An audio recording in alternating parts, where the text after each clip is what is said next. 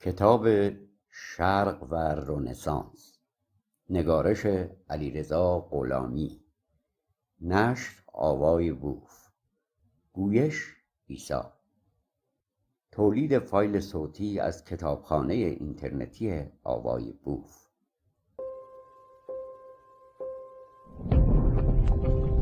avayaboof.com.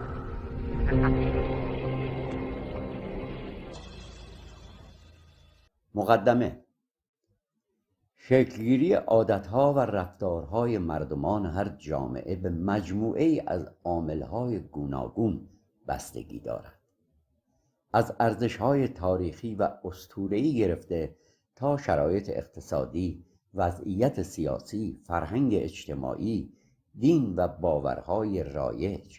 با این همه میتوان گفت مهمترین این عامل‌ها تاریخ رسیدن آن ملت به تمدن است. هر ملتی که پیشینه تمدنی کهن‌تری داشته باشد، شأن و جایگاه انسان در آن جامعه ارجمندتر شمرده می شود. البته تنها در صورتی که عامل‌هایی که در بالا به آنها اشاره شد در روندی طبیعی و تکاملی رو به جلو حرکت کنند. این امر زمانی تحقق می‌یابد که فرد یا گروهی یا حتی باوری دینی یا ایدئولوژیک به قصد خودآرایی، یکسونگری یا جنگ مسیر طبیعی رشد جامعه را سد نکند و با تکیه بر زور، ترس‌افکنی و دروغ راه اصلی جامعه را منحرف نسازد. اثرگذاری تمدن را میتوان یکی از بنیادی ترین عاملها در شکل‌گیری خلق و خوی جوامع انسانی دانست. مردمان جوامع متمدن با توجه به پیشینه تاریخی خود برای انتقال تجربه‌های زیستی از نسلی به نسل دیگر به آفرینش داستان‌ها و روایت‌هایی دست می‌زنند که اغلب در قالب آموزش به نسل‌های بعدی عرضه می‌شوند. همین روایت‌ها در برخی دوره‌های تاریخی به دست کسانی افتادند که از آنها بهره بردند و آنها را نه به عنوان نماد و تمثیل بلکه به عنوان رویدادی واقعی برای مردم بازگو کردند. حتی در مواردی با تکیه بر بخشی از این داستان‌های نخستین برای دستیابی به قدرت اجتماعی نظامی از اندیشه‌های خود ساختند، نظامی که در گذر زمان نام دین یا ایدئولوژی به خود گرفته است. در این نوشته با بررسی تاریخ نه چندان دور اروپا و دوره‌ای که باور کلیسایی نزدیک به 10 قرن بر آن قاره چیرگی داشت، خواهیم کوشید وضعیت آن دوران را با شرایط مردمان شرق از گذشته تا امروز مقایسه کنیم. همچنین بررسی خواهیم کرد که چگونه حاکمیت یافتن نوعی باور یا ایدئولوژی در یک محدوده جغرافیایی بر شیوه زندگی مردم و شکلگیری فرهنگی تازه اثر می‌گذارد. تا آنجا که مردمان فرهنگ اصیل گذشته خود را به تدریج فراموش می‌کنند و خواسته‌های آن باور مسلط را در زندگی روزمره به کار می‌بندند. برای نمونه در زمان بیماری بیش از درمان به دعا روی می‌آورند یا در هنگام بلا به جای کنش خردمندانه نگاه‌ها را به آسمان می‌دوزند و یاری می‌طلبند. در ادامه به وضعیت مردمانی نیز خواهیم پرداخت که سرزمین آنان خاورمیانه نام گرفته است و این پرسش را پیش می‌کشیم که چرا این منطقه در دوره‌های گوناگون تاریخ همواره کانون رویدادها و بحران‌های پی در پی بوده است. نباید فراموش کرد که همین محدوده جغرافیایی سهمی بنیادین در شکل‌گیری نخستین تمدن‌های بشری داشته است. تمدن را می‌توان چکیده همه پیشرفت‌های تکاملی انسان در همه زمینه‌ها دانست، چرا که بدون تمدن هیچ حرکت اصولی و پایدار رو به جلویی شکل نمی‌گیرد. با این حال در روزگار کنونی مردمان بسیاری از مناطق شرقی یا همان خاورمیانه امروز بر پایه سیاست‌های جهانی با مشکلات فراوان و جدی روبرو هستند. متاسفانه نقش و جایگاه این مردم نه تنها نادیده گرفته شده، بلکه از سوی قدرت‌های بین‌المللی انبوهی از دشواری‌ها نیز بر زندگی آنان تحمیل شده است. نگاهی به تاریخ نشان می‌دهد که خاورمیانه همواره با بحران‌ها و مشکلات گوناگون دست به گریبان بوده است.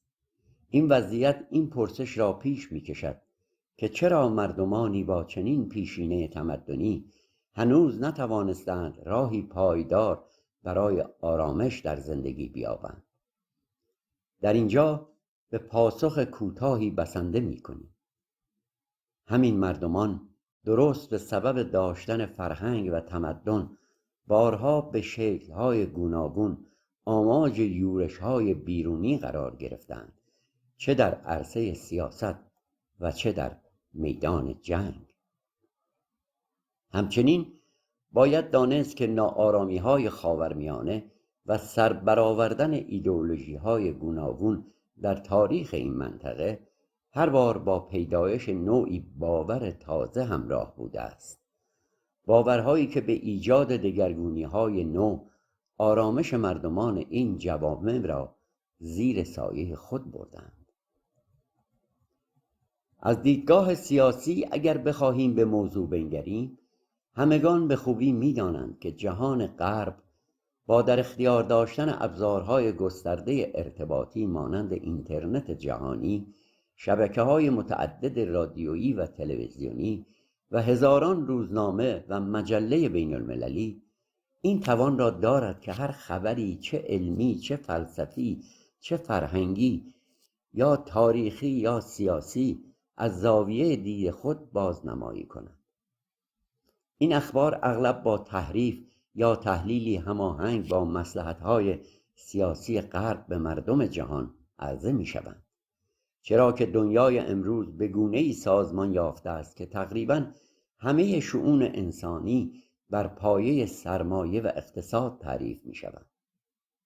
در چنین شرایطی به ویژه در عرصه سیاست کمتر کسی دغدغه انسانیت دارد و میتوان گفت بنیان سیاست بیش از هر چیز بر جذب سرمایه و گسترش منافع اقتصادی استوار است.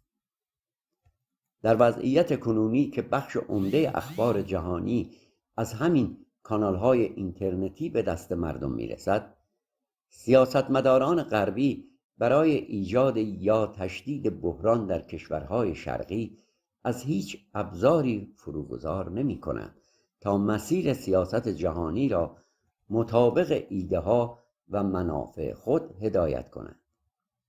نمونه روشن آن فشارهای اقتصادی گسترده‌ای است که کشورهای غربی بر چین وارد می‌کنند یا دخالت‌هایی که در کشورهای نفتخیز، کشورهایی که خود زمانی خاستگاه بخشی از تمدن بشری بودند، صورت می‌گیرد.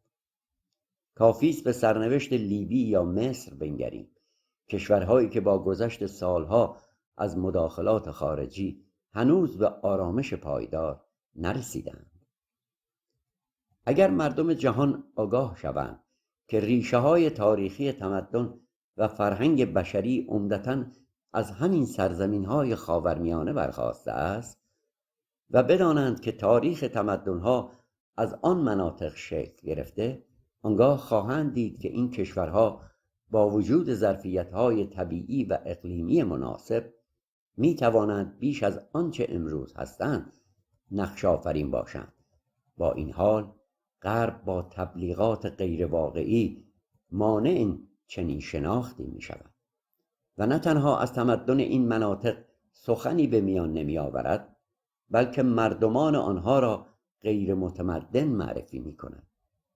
رهبران غربی از این راه پیامی روشن به مناطقی می دهند که خود نام جهان سوم بر آنها نهادند.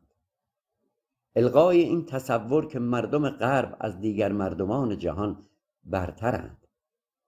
آنان با تبلیغات گسترده برتری قوانین و فرهنگ خود را البته بر پایه ادعاهای نادرست به رخ جهانیان میکشند. به یاد دارم در جریان تبلیغات رسانه‌ای جنگ روسیه و اوکراین در شبکه‌های تلویزیونی اروپا مصاحبه‌هایی با برخی مقام‌های دولتی اوکراین پخش می‌شد. در یکی از این گفتگوها یکی از آنان با غروری آشکار به مصاحبه‌گر گفت: اوکراین که افغانستان نیست. اوکراین بخشی از اروپاست و کسی نمی‌تواند با اروپا در بیفتد. این سخن در حالی بیان می‌شد که گوینده هیچ آگاهی یا توجهی به جایگاه افغانستان در تاریخ تمدن بشری نداشت. غرب همواره می‌کوشد از طریق رسانه‌های خود در شرق و به ویژه در کشورهای خاورمیانه آشوب و بی‌ثباتی ایجاد کند. حتی برای این کار هزینه‌های کلان می‌پردازد، زیرا از چنین آشوب‌هایی سود اقتصادی می‌برد. در این میان مسائل انسانی برای آنان اهمیتی ندارد. نباید فراموش کرد که دوران استعمارگری کشورهای اروپایی با نهایت خشونت و بیرحمی همراه بوده است. از سوی دیگر غارت اشیاء تاریخی مردمان شرق که امروزه به منبع درآمد قابل توجهی برای بسیاری از کشورهای غربی تبدیل شده بخش دیگری از این واقعیت است. این اشیاء تاریخی در گذشته توسط غربیان از سرزمین‌های شرقی ربوده شدند و اکنون در موزه‌های غربی به نمایش درآمدند، به گونه‌ای که برای دیدن میراث تمدنی شرق باید به همان موزه‌ها رفت و بهای آن را پرداخت. این آثار گرانبها بخشی از هویت و تمدن مردمان شرق را بازنمایی می‌کنند. غربیان بنابر مصلحت خود می‌کوشند مردمانی را که باید اذعان کرد تمدن بشری از میان آنان برخاسته به شکل دیگری به جامعه خود معرفی کنند تا خویش را متمدن‌تر جلوه دهند. آنان با بهره‌گیری از رسانه‌ها روایت دلخواه خود را از جوامع انسانی به جهان القا کردند تا جایی که این تصور در اذهان عمومی شکل گرفته که گویا مردمان شرق هنوز به تمدن نرسیدند. این در حالی است که در قرن 20 میلادی اروپاییان خود درگیر جنگ، جنایت و خونریزی‌های گسترده بودند. فرانسه و انگلستان بر سر غارت سرزمین‌های شرقی مانند هند، مصر و دیگر مناطق بارها با یکدیگر درگیر شدند، چرا که هر یک می‌کوشید سهم بیشتری از اموال این کشورها را به یغما ببرد. آیا می‌توان جنگ‌های جهانی با آن همه ویرانی، کشتار و خشونت عریان از تاریخ اروپا پاک شود؟ گویی این فصل بزرگ و تلخ از تاریخ بشریت به فراموشی سپرده شده است. امید آن می‌رود که با تداوم چنین سیاست‌هایی جهان بار دیگر به سوی جنگی فراگیر سوق داده نشود، چرا که در رفتار و مناسبات برخی از این جوامع می‌توان دید که حق زندگی در آرامش و آزادی را بیش از همه تنها برای خود قائلند و نه برای دیگران. رسانه‌های جمعی و بین المللی آنان برای رساندن پیام‌های همسو با سیاست‌های خود به گوش مردم جهان، از آنجا که مالکیت همین رسانه‌ها را نیز در دست دارند، هر خبر و رویدادی را مطابق ارزش‌های فرهنگی و منافع خویش برجسته می‌کنند. بدین گونه روایت دلخواه خود را از واقعیت می‌سازند و به افکار عمومی جهان القا می‌کنند. با وجود آنکه این شرق بوده است که تمدن و مفهوم انسانیت را به جهان هدیه داده، در ابزارهای ارتباط جمعی چنان سخن میگویند که گویی دستاوردهای علمی و فلسفی غرب از روند تکامل اجتماعی انسان مهمتر و بنیادیتر بوده است. این نگاه نادیده میگیرد که اگر تمدن انسانی اساساً شکل نگرفته بود، نه علم پدید میآمد، نه فلسفه و نه ایدئولوژی های گوناگون. در جهانی غیر متمدن و نیمه وحشی چنین مفاهیمی اساساً معنایی نداشتند، چرا که انسان نرسیده به تمدن دغدغه‌ای جز تأمین خوراک و بقای روزمره ندارد. بی تردید تمامی این تبلیغات سازمان یافته علیه فرهنگ و تمدن شرق با هدف دستیابی به سرمایه و سود بیشتر برای کشورهای غربی صورت می‌گیرد. آنان حتی میان ارزش کار انسان شرقی و غربی نابرابری ایجاد کردند. کافی است به بازارهای جهانی بنگریم و قیمت کالاهای شرقی و غربی را مقایسه کنیم تا ریشه‌های این تفاوت را در همان تبلیغات منفی علیه کار و صنعت شرق بیابیم. پس از پشت سر گذاشتن قرون تیره میانی وارد دوره‌ای از جنگ‌های پیاپی و کشتارهای گسترده شد. بخش قابل توجهی از این جنگ‌ها رقابت میان کشورهای اروپایی برای غارت منابع و اموال دیگر سرزمین‌ها بود. جنگ‌هایی که خود اروپاییان علیه یکدیگر به راه انداختند. امروز نیز برای آنکه از دیگران پیشی گیرند در سرزمین‌های شرقی با سیاستی فریبکارانه دست به هر اقدامی میزنند تا این کشورها همواره در آشوب و بحران باقی بمانند. سپس با تبلیغات منفی به مردم جهان القا می‌کنند که این شرقی‌ها هستند که عامل ناآرامی در جهانند. گویی جنگ‌های خونین، کشتارهای گسترده و حتی زنده‌سوزی انسان‌ها در غرب، آن هم در کمتر از 1 قرن پیش، از حافظه تاریخ بشر پاک شده است. در غرب سیاستی نانوشته اما مؤثر رواج دارد.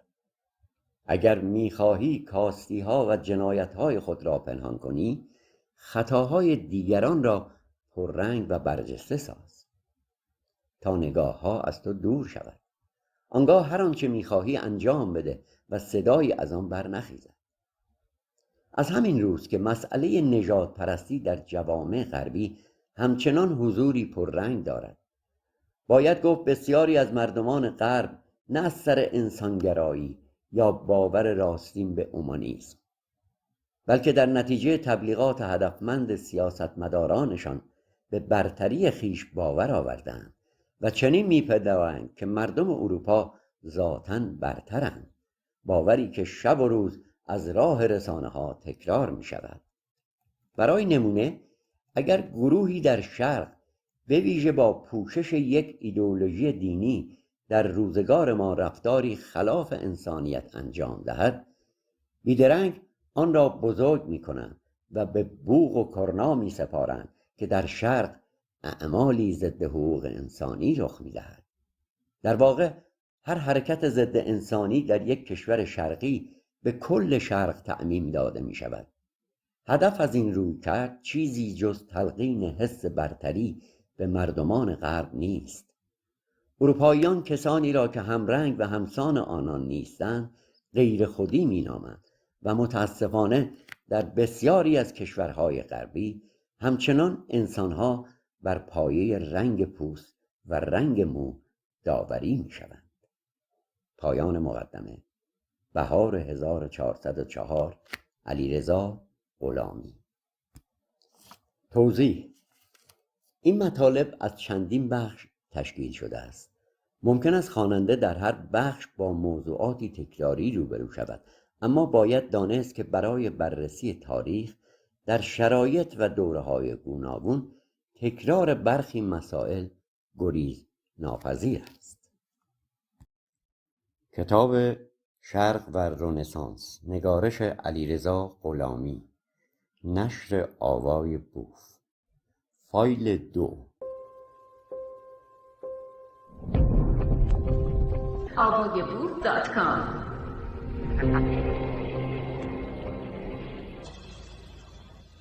سرآغاز. گویش عیسی.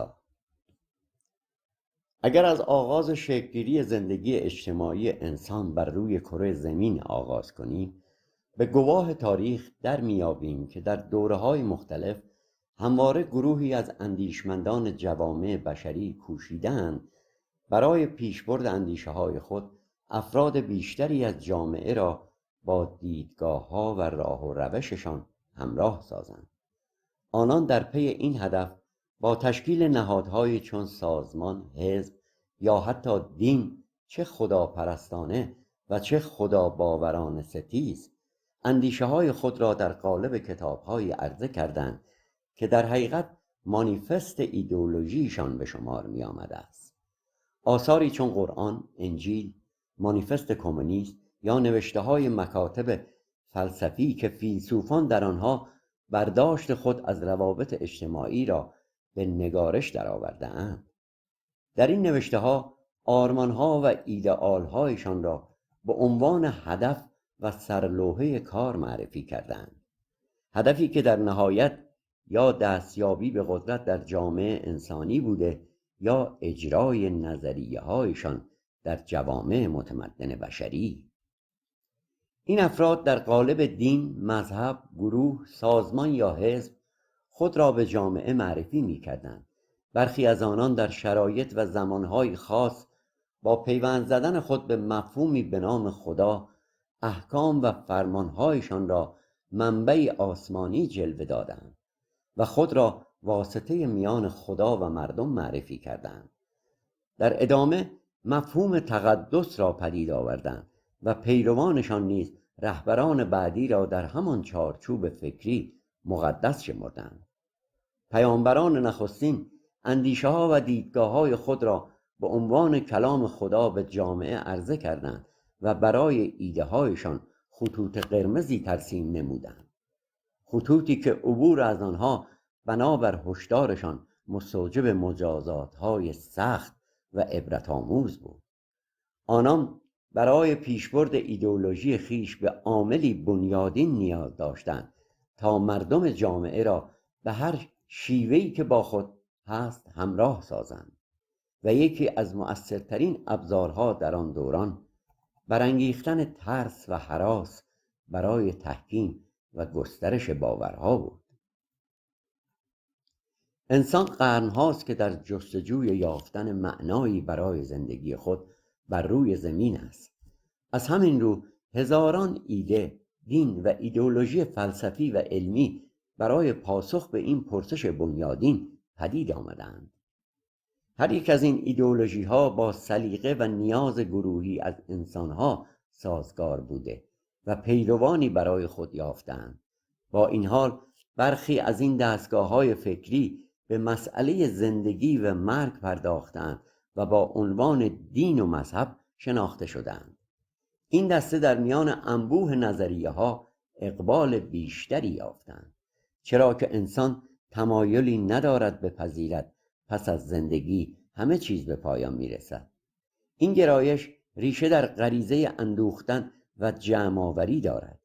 انسان در سراسر زندگی در پی انباشتن مال و داشته هاست و دوست ندارد با فرارسیدن مرگ همه چیز را رها کند. یکی از دلایل کامیابی ادیان آسمانی همین است که تفسیری برای پس از مرگ ارائه دادند، تفسیری که با ذهن و روان انسان سازگار افتاده و او را به پذیرش روایت‌های دینی سوق داده است.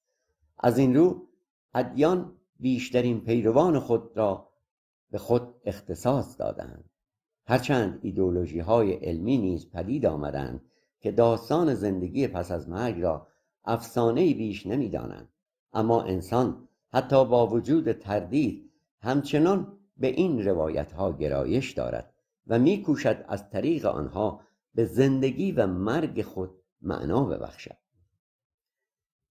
در اصل پذیرش دین برای انسان داشتن داستانی درباره زندگی و مرگ بوده است. میل آدمی به واقعی پنداشتن گفته‌های دینی در باب معنای زندگی سبب رونق دین در جوامع بشری شده است. این روحیات انسان است که با اشتیاق فراوان به روایت‌های دینی باور می‌آورد، زیرا به یاری این داستان‌ها پاسخی هرچند خیالی برای پرسش دیرینه خود می‌یابد. انسان برای رسیدن به این معنای تصور شده از همه توان و داشته‌های خود مایه می‌گذارد، در حالی که درستی این روایت‌ها هیچ تضمین قطعی ندارد. با این همه باور انسان به آنها چنان ژرف است که این قصه ها در ذهن او به حقیقتی مسلم بدل می شوند. گویی هر آنچه ادیان گفته‌اند بی چون و چرا درست است. برای مدت‌های طولانی انسان بدین گونه زندگی را سپری کرد تا آنکه نخستین جرقه‌های تردید زده شد و گروهی از شکاکان با دیده پرسش و تردید روایت‌های دینی را به نقد و بازاندیشی کشاندند. از روزگاران بسیار دور تا امروز بیشتر انسان‌ها در وابستگی به یک جریان فکری یا دینی برای زندگی خود معنا می‌جویند، اما پرسش اساسی اینجاست که چرا این نظریه فکری به نام دین می‌کوشد در وجود پیروان خود ترس و هراس بیافریند؟ پاسخ روشن است. انسان هراسان کمتر می‌اندیشد و کمتر به اعتراض روی می‌آورد. ترس او را به سکوت یا حتی همراهی نسبی با نظام حاکم وامی دارد. بسیاری از این ایدئولوژی‌ها دقیقاً بر همین نقطه ضعف انسان تکیه می‌کنند و از آن نیرو می‌گیرند تا در نهایت به هدف اصلی خود، یعنی تسلط بر جوامع انسانی، دست یابند.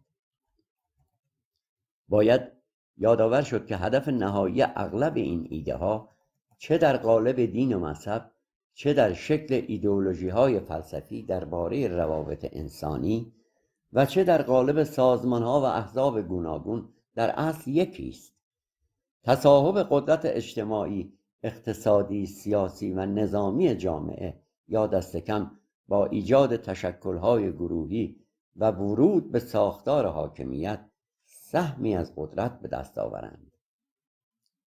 برخلاف آنچه گاه تبلیغ می شود، همه این گروه‌ها و اندیشه‌ها لزوماً در پی ساختن جامعه عادلانه بر پایه حقوق انسانی نبودند، بلکه یکی از اهداف بنیادیشان در اختیار گرفتن حاکمیت و هدایت جامعه بر پایه نظریات و منافع خود بوده است. البته در سراسر تاریخ بشریت همواره انسان‌هایی نیز بودند که در برابر چنین نظام‌هایی ایستادگی کردند و کوشیدند روابط انسانی را بر پایه فلسفه انسانگرایانه و حقوق جوامع بشری باز تعریف کنند و دیدگاه‌های خود را در اختیار مردم بگذارند. ادیان برای معنا بخشیدن به زندگی انسان از داستان‌ها و روایت‌هایی بهره بردند که برگرفته از تجربه‌های زیسته انسان در دوره‌های گوناگون تاریخ یا زاده تخیل ذهنی فرد یا افرادی بوده است که پیامبر نامیده شدند. روایت‌هایی که هیچ گونه سند قطعی و اثبات پذیر ندارند. با این حال هنر دین در آن بوده که با ساختن یا یافتن چنین داستان‌هایی و گسترش آنها در میان پیروانش چنان آنها را القا کرده که گویی حقیقتی مطلق و انکار ناپذیرند.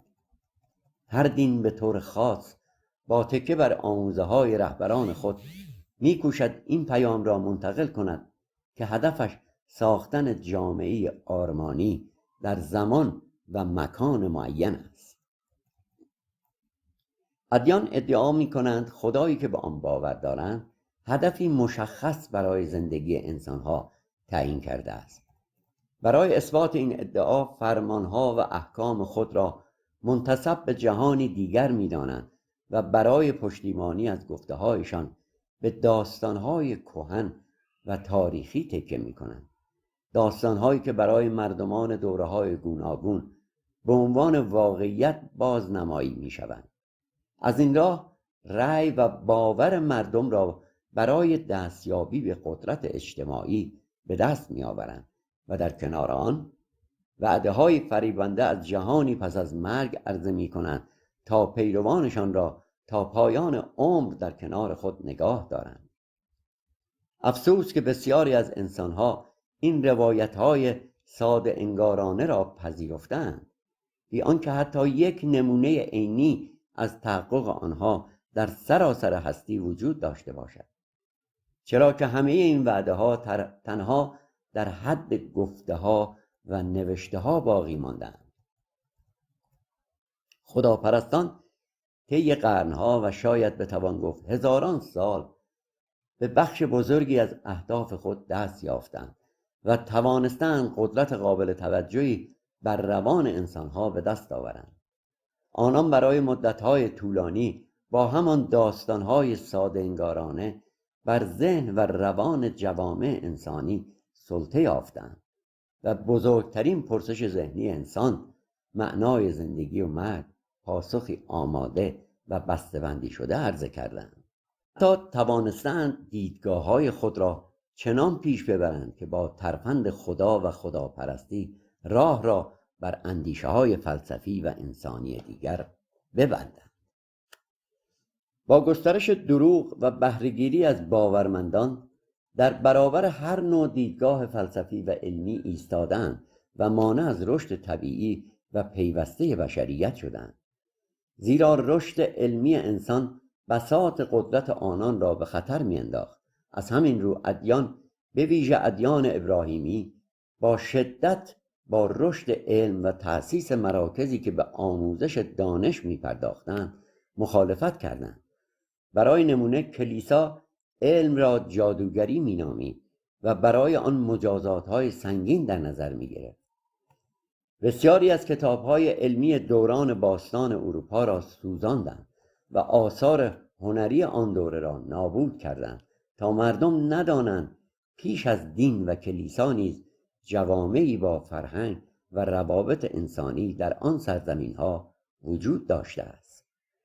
کلیسا چنین القا می‌کرد که همه چیز از آغاز دین شروع شده و پیش از آن هیچ انسانی به تمدن نرسیده است و اگر نشانی هم بوده آن را به شیطان نسبت می‌دادند. این رفتار شباهتی آشکار به عملکرد گروه‌هایی چون داعش دارد، گروهی که هر نوع علم و هنر پیش از اسلام را شرک و شیطان پرستی می‌داند و تمامی آثار فرهنگی، هنری و علمی پیشا اسلامی را در مناطقی که به قدرت دست یافت نابود کرد، تنها برای آنکه هیچ نشانی از تمدنی با اندیشه‌های برتر از باورهای خود باقی نماند. دیدگاه‌های دینی و مذهبی سرشار از داستان‌هایی هستند که بنابر تمایل و نیاز باورمندان چنان در روان انسان‌ها ریشه دوانده‌اند که عبور از آنها به سادگی ممکن نیست. این روایت‌ها به گونه‌ای در ذهن پیروان جا افتادند که هنگام گفتگو و رویارویی با پرسش‌های انتقادی به سختی می‌توانند از چارچوب آنها فاصله بگیرند.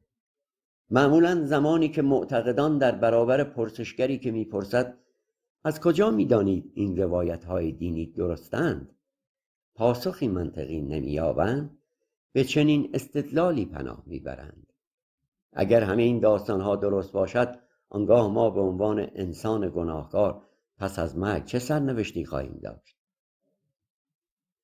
داستان زندگی پس از مرگ هنوز هم در دنیای امروز گوش‌های شنوای بسیاری دارد و همچنان یکی از نیرومندترین ابزارهای اثرگذاری ادیان بر ذهن و روان انسانها به شمار می آید. بخش 1: غرب داخل پرانتز اروپا. پیش از هر چیز لازم است توضیحاتی درباره شرایط تاریخی اروپا در دوره‌های گوناگون این قاره ارائه شود و سپس این وضعیت با شرایط شرق مقایسه گردد تا روشن شود آیا اساساً در جوامع شرقی نیازی به چیزی مشابه رنسانس اروپا وجود داشته یا دارد، یا آنکه روند طبیعی تکامل انسانی در شرق مسیر دیگری را طی کرده است. این پرسش نیز مطرح می شود که آیا همان ضرورتی که در غرب به رنسانس انجامید در شرق نیز وجود داشته است یا نه؟ در شرق هرچند دین می‌کوشید روند تکامل اجتماعی را مطابق میل خود هدایت کند و در آغاز با ایجاد ترس و هراس در جامعه تا اندازه‌ای به پیشبرد اهدافش دست یافت، اما نتوانست در دراز مدت در این مسیر موفق بماند. در ادامه این بحث هم ضرورت شکل‌گیری رنسانس در غرب بررسی خواهد شد و هم شرایط تاریخی شرق مورد واکاوی قرار خواهد گرفت. برای درک بهتر تاریخ اروپا میتوان آن را به 3 دوره اصلی تقسیم کرد.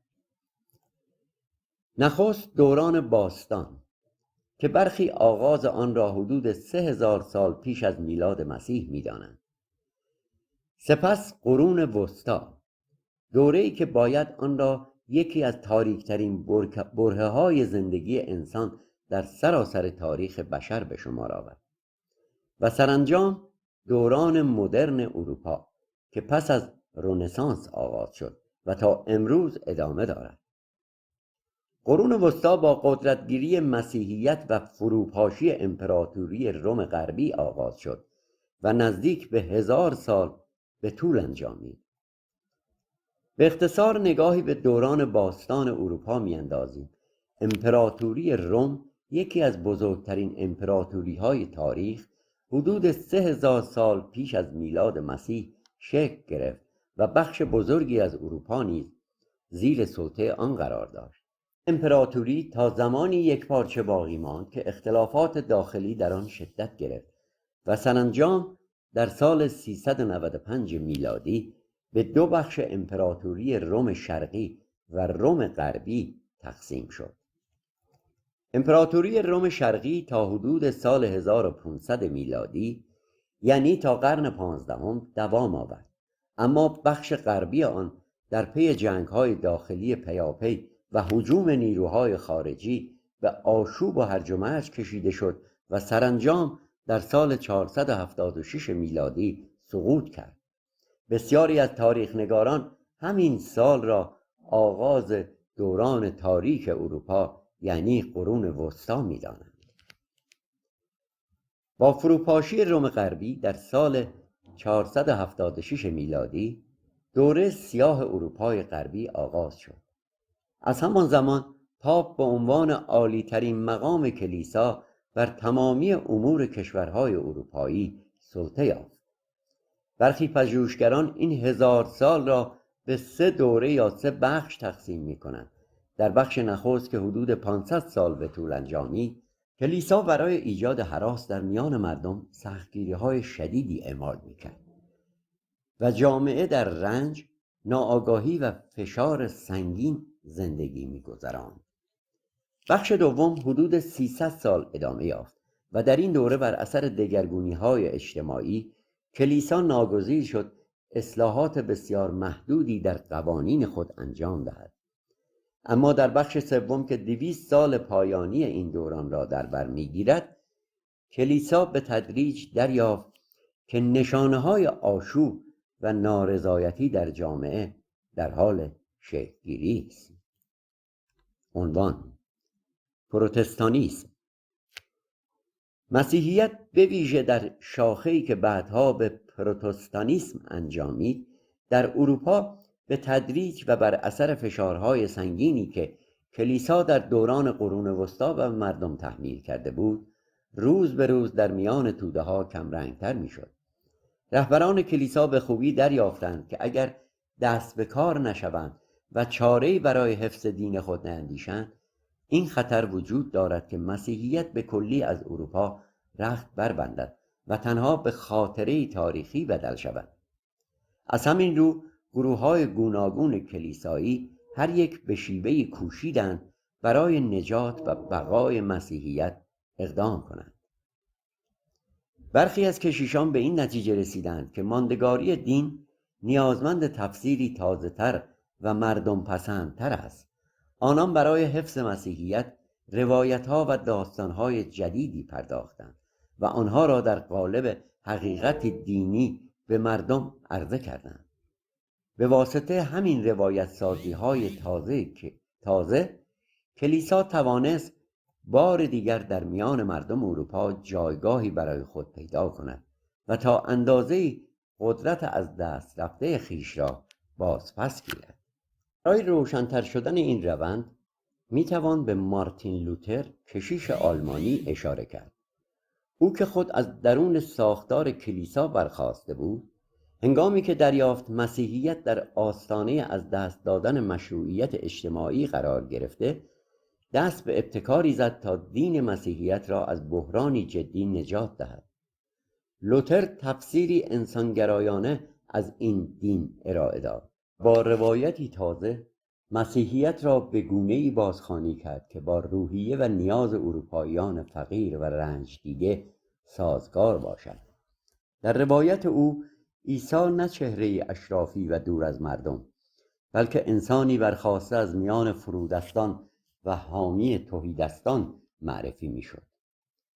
لوتر تشریفات و سختگیری‌های کلیسای کاتولیک را ساخته و پرداخته پاپ و کاردینال ها دانست و ایرادها را متوجه ساختار کلیسا کرد، نه آموزه های بنیادین مسیحیت. او تاکید می‌کرد که خود عیسی همانند دیگران فقیر زیسته است. در سال 1517 میلادی با طرح این روایت تازه، مسیحیت نو به تدریج در میان انبوه فقیران جامعه اروپا جان دوباره گرفت و گروهی از مردم به اندیشه‌های لوتر گرایش یافتند. پیروان او به پروتستان یا لوتری شناخته شدند. در دورانی که مردم از مسیحیت سختگیر و خشن کاتولیک به سطوح آمده بودند، این تفسیر تازه برای بسیاری جذاب و امیدبخش بود. مارتین لوتر در برداشت خود از مسیحیت به این دین رنگ و بویی انسانی تر بخشید و مبارزه و فداکاری عیسی را در راه حمایت از انسانهای نیازمند معنا کرد. او تغییرات بنیادی در قوانینی پدید آورد که طی نزدیک به 1000 سال جز خشونت، سرکوب و بدبختی برای مردم اروپا به همراه نداشت. یکی از مهمترین این دگرگونی‌ها آن بود که لوتر اعلام کرد هر انسان می‌تواند بی واسطه و بدون نیاز به کشیش با خدا ارتباط برقرار کند. چنین برداشتی پیش از او هرگز از سوی کلیسا پذیرفته نشده بود، چرا که کلیسا خود را تنها واسطه ارتباط انسان و خدا می‌دانست و باور داشت خدا نمی‌تواند به طور مستقیم با هر فردی سخن بگوید. در مسیحیت لوتری بسیاری از احکام و ساختارهای دینی دگرگون شد و در عمل تنها نام عیسی در مرکز این دین باقی ماند. در آغاز قرن 16 مسیحیت لوتر تقریباً در همه زمینه‌ها با مسیحیت کاتولیک تضادی بنیادین داشت. به همین دلیل پاپ وقت پیروان پروتستان را بدعت‌گذار و خارج از دین اعلام کرد و حتی کشتن آنان را مجاز دانست. این دو شاخه مسیحیت وارد جنگ‌های خونینی شدند که تلفات فراوانی از هر دو سو بر جای گذاشت. مشاهده این جنگ‌ها مردم را بیش از پیش از دین مسیحیت دور کرد و این پرسش جدی را در ذهن‌ها پدید آورد که چگونه ممکن است دو باور برخاسته از یک دین چنین بیرحمانه یکدیگر را نابود کنند. در ادامه پاپ‌ها نیز به فکر اصلاح دین کلیسایی افتادند و کوشیدند اندکی رنگ و بوی انسانی و حتی علمی به آن ببخشند. در همین روند کلیسا به تدریج از مسیحیت اولیه و اصیل فاصله گرفت و دینی نو پدید آورد که دیگر نشانی از آموزه‌های سختگیرانه پیشین و فرمانهای خدای معرفی شده آن دوران در آن باقی نمانده بود. دینی که این بار با دستورها و ملاحظات زمینی بازسازی و نوسازی شده بود. عنوان: شرق داخل پرانتز خاورمیانه. اما چگونگی گسترش دین اسلام در سرزمین‌هایی که اعراب مسلمان با هجوم به آنها در پی توسعه امپراتوری اسلامی بودند، موضوعی است که کمابیش برای همگان روشن است. اسلام در این مناطق عمدتاً از طریق جنگ، کشتار و غارت گسترش یافت و امپراتوری شکل گرفت که در مسیر توسعه خود کمترین نشانی از رحم و مروت انسانی به کار نگرفت. برعکس، با استفاده از خشن‌ترین و غیر انسانی ترین روش‌ها اموال مردم را تصاحب می‌کردند و اسیران جنگی را به عنوان برده در بازارهای برده فروشی می‌فروختند. برای به دست آوردن چند درهم بیشتر سربازان عرب مسلمان در گرفتن اسیر و غارت دارایی مردم از یکدیگر سبقت می‌گرفتند. اعراب مسلمان برای ترویج و توسعه دین خود از مفهومی به نام انسانیت بهره نمی‌بردند، بلکه درست در نقطه مقابل با ایجاد رعب و وحشت در جوامع مغلوب و با توسل به وحشیانه ترین شیوه های کشتار و شکنجه سلطه خود را تثبیت می کردند. آنچه انجام می دادند به دستور رهبران دینی و سیاسیشان تلاشی آگاهانه برای ایجاد ترس هرچه بیشتر در میان مردمی بود که در جنگ‌هایی با هدف غارت سرزمین‌هایشان شکست خورده بودند. نباید فراموش کرد که اعراب مسلمان بر پایه فرهنگ قبیله‌ای خود زن را نه یک انسان مستقل بلکه بخشی از دارایی می‌دانستند. دین اسلام نیز در دوران اولیه شکل‌گیری خود نتوانست برداشت متفاوت و بنیادینی نسبت به این نگاه فرهنگی ایجاد کند.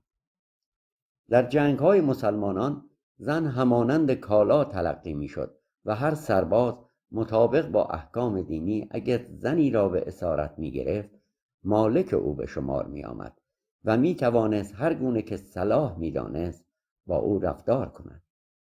از این رو ادعایی که امروز برخی پیروان اسلام مطرح می‌کنند مبنی بر اینکه اسلام به زن جایگاه ویژه‌ای داده است با واقعیت تاریخی همخوانی ندارد. نه محمد و نه جانشینان او هرگز زن را به عنوان انسانی همرتبه با مرد معرفی نکردند. اگر امروزه چنین ادعایی مطرح می شود بیشتر تلاشی است برای همساز کردن این دین با شرایط و پیشرفت‌های انسانی جهان معاصر، در حالی که بنیان این نگاه همان فرهنگ رایج عرب‌های بادیه‌نشین بوده که اسلام نیز آن را اقتباس کرده است. از این منظر می توان دید که شیوه‌های گسترش ادیان در کلیت خود تفاوت چندانی با یکدیگر نداشتند.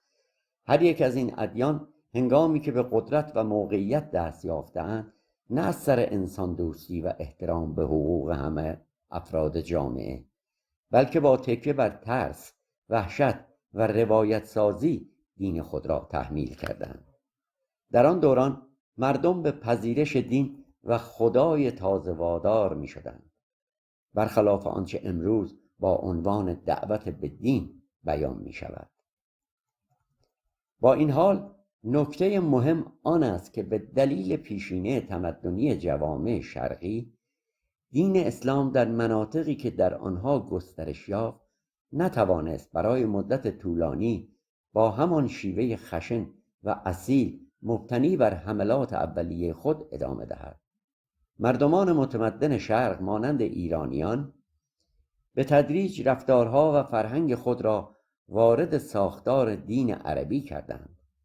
خود اعراب نیز به این باور رسیدند که با تکیه بر خشونت عریان و ایجاد رعب و وحشت نمیتوانند در جوامع جدید به طور پایدار حکومت کنند و امپراتوری خود را گسترش دهند، زیرا انسانگرایی در جوامع شرقی پیش از ورود ادیان ابراهیمی تا حد زیادی جای خود را باز کرده بود. نگاهی به کشورهای تحت سلطه اسلام این واقعیت را نشان می‌دهد. به جز عربستان، زادگاه اسلام اولیه، که آن هم تنها در سالهای اخیر تغییراتی در روش‌ها و قوانین خود داده است، تا همین چند دهه پیش مردم این سرزمین‌ها با احکام خشن و بیرحمانه اسلام سنتی روبرو بودند. از گردن زدن گرفته تا محرومیت کامل زنان از حقوق انسانی، نمونه هایی که برای همگان شناخته شده است. اما ایرانیان با در هم آمیختن احکام و شریعت دینی اسلام با فرهنگ و سنت های ریشه‌دار خود که پیش از ورود اسلام در میان مردم ایران وجود داشت، توانستند شکل و شمایل دیگری به این دین عربی بدهند.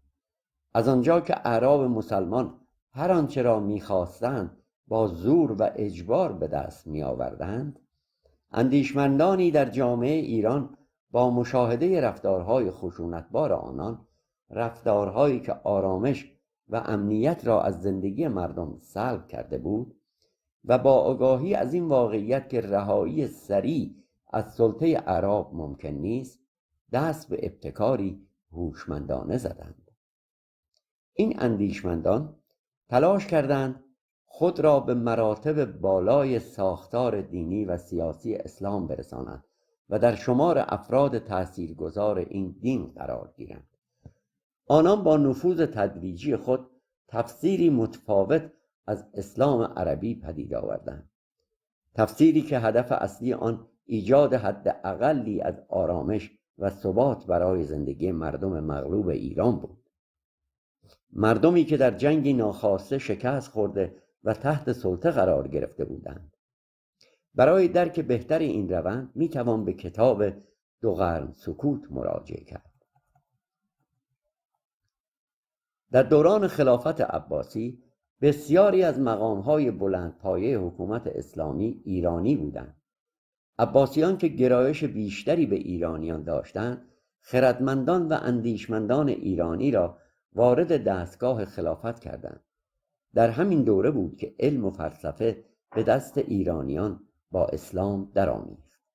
در عصر سامانیان رشد علم و فرهنگ در ایران به گونه‌ای چشمگیر شتاب گرفت، رشدی که تا آن زمان در تاریخ ایران سابقه نداشت.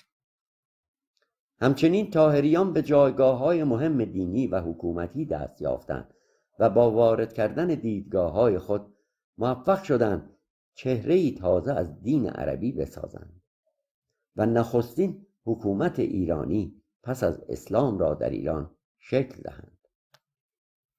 نخستین اقدام مهم ایرانیان در بازتعریف اسلام آن بود که این اندیشه را در میان مسلمانان رواج دادند که اسلام دینی مخصوص عرب نیست، از آنجا که فرهنگ و تمدن عرب در آن دوره جایگاه مطلوبی در میان ملت‌های دیگر نداشت و بسیاری حاضر نبودند دینی را همراه با رفتارهای خشن عربی بپذیرند.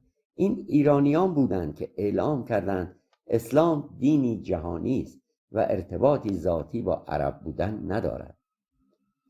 برای اثبات این ادعا آنان شروع به تعدیل و تغییر احکام سختگیرانه و غیر قابل پذیرش اسلام اولیه کردند، احکامی که به دست محمد بنیان نهاده شده بود. برای نمونه جایگاه زن که هم در قرآن و هم در فرهنگ عرب آن زمان فاقد شأن انسانی مستقل بود، از سوی ایرانیان با تفاسیر جدید دستخوش تغییر شد. آنان با تکیه بر روایات و احادیثی درباره زنانی چون خدیجه، فاطمه، زینب در واقعه کربلا یا حتی عایشه کوشیدند تصویری غیر واقعی اما قابل قبولتر از جایگاه زن در اسلام ارائه دهند. این تلاش از آن رو بود که می‌دانستند در جوامع متمدن زن تا حد زیادی به جایگاه انسانی خود دست یافته است و اگر اسلام همچنان زن را به عنوان کالا معرفی کند، در این جوامع با واکنش منفی و طرد گسترده روبرو خواهد شد. باید توجه داشت که اگر فرهیختگان و اندیشمندان کشورهایی چون ایران، مصر و سوریه وجود نداشتند، اسلام نیز میتوانست همان بلایی را که مسیحیت بر سر اروپا آورد با شدت و گستردگی بیشتری بر این سرزمین‌ها تحمیل کند و دوران تاریخی که در برخی مناطق تا حدود 2 قرن به طول انجامید چه بسا بسیار طولانی تر می شد. بسیاری از اندیشمندان ایرانی پس از آشنایی عمیق‌تر با اسلام به تدریج خود را از دین و آیین عرب جدا کردند و از آن اعلام براءت نمودند. چهره‌هایی چون ابن سینا که فلسفه‌ای در چارچوب اسلام تدوین کرده بود، زکریای رازی که به سبب آرای خود آنچنان مورد آزار قرار گرفت که بیناییش را از دست داد، و نیز سهروردی و منصور حلاج که هر یک در عرفان اسلامی به جایگاهی بلند رسیدند، اما سرانجام با سرکوب و خشونت روبرو شدند. سهروردی به زندان افکنده شد و حلاج را به طرز فجیعی قطعه کردند. هرچند امروزه در رسانه‌ها و متون رسمی اسلامی از این اندیشمندان به عنوان افتخارات اسلام یاد می شود، اما این روایت تمام حقیقت را بازگو نمی کند. مسلمانان نتوانستند اندیشه های این متفکران را به طور کامل با دین خود ناسازگار جلوه دهند و از همین رو همچنان از آراء آنان بهره میبرند، در حالی که در زمان حیاتشان همین افراد را کافر و ملحد مینامیدند و به شدیدترین شکل ممکن مجازات کردند. این در حالی است که بسیاری از این اندیشمندان خود به نادرستی و غیر واقعی بودن آموزه‌های دینی که زمانی در چارچوب آن می‌اندیشیدند اذعان کرده و عملاً از دین عربی فاصله گرفتند. کتاب شرق و رنسانس، نگارش علیرضا غلامی، نشر آوای بوف، فایل 3، گویش عیسی.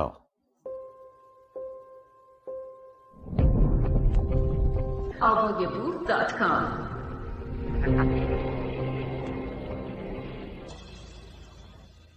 بخش دوم، اسلام در ایران.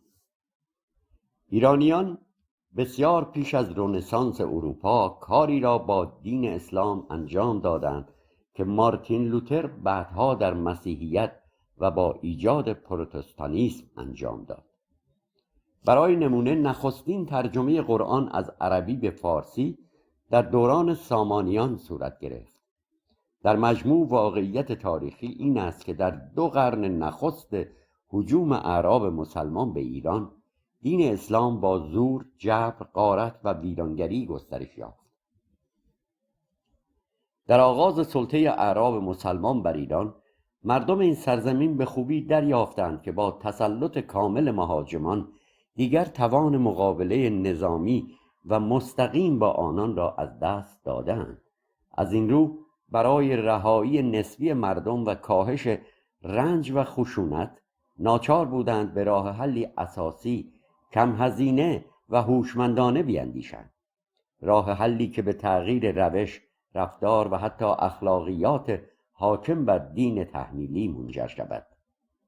در همین مسیر بود که ایرانیان تعبیر و تفسیری تازه از اسلام پدید آوردند تا بتوانند اندکی جنبه‌های انسانی را وارد قوانین این دین عربی کنند. رفتار خشن و بیرحمانه اعراب مسلمان بازتاب مستقیمی از ساختار اخلاقی و ارزشی دینی بود که با خود آورده بودند. آنان با ایجاد رعب و وحشت در جامعه آشکارا اعلام می‌کردند که خدایشان جبار است و بارها این مفهوم را تکرار می‌کردند.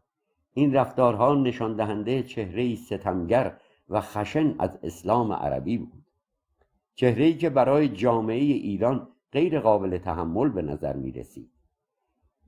دینی با احکام ظالمانه، عقب مانده و ضد انسانی که بدون کشتار، سرکوب و غارت قادر به پیشروی نبود. پس از تغییراتی که به دست ایرانیان پایه‌گذاری و اجرا شد، دیگر نمیشد این ادعا را بیچون و چرا پذیرفت که احکام اسلام مستقیما از سوی خدای آسمانی و بدون واسطه به محمد برای انسانها فرستاده شده است. با این دگرگونی‌های زمینی، اسلام از شکل اولیه‌ای که آسمانی معرفی میشد فاصله گرفت و به تدریج با تغییرات پی در پی رهبران هر دوره کاملا ماهیتی زمینی پیدا کرد. امروز نیز باید پذیرفت که اسلام همانند مسیحیت از مسیر ادعای آسمانی بودن کامل احکام خود خارج شده است، چنانکه مسیحیت نیز در آغاز مدعی بود احکامش از سوی پدر آسمانی به عیسی مسیح منتقل شده، اما در عمل کاملا زمینی شد. با تسلط اسلام در شرق، اجرای قوانین اولیه این دین مبتنی بر زور، ترس و غارتگری بود و با این حال در برخی مناطق مانند ایران اندیشمندان محلی با تکیه بر فرهنگ اجتماعی خود و نیز سنت‌ها و ادیانی که پیش از ورود اسلام وجود داشت تفسیری تازه ارائه دادند. مردمی که زیر فشار ظلم اعراب مسلمان قرار داشتند نیازمند آرامش و امنیت بودند و این تفسیرهای جدید دقیقاً با همین هدف شکل گرفت. در ایران اسلام چنان بازخوانی شد که هیچ شباهتی با اسلام اولیه عربی، دینی که با شمشیر، غارت و کشتار سرزمین‌ها را تصرف می‌کرد، نداشت.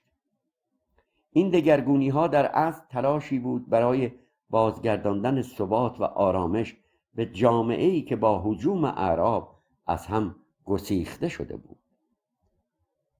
در شرق حتی روایت‌های دینی نیز دستخوش تغییر شدند، با وجود آنکه رهبران دینی اصرار داشتند این روایت‌ها را نتیجه امر الهی معرفی کنند و آنها رنگ و بویی انسانی داده می‌شد.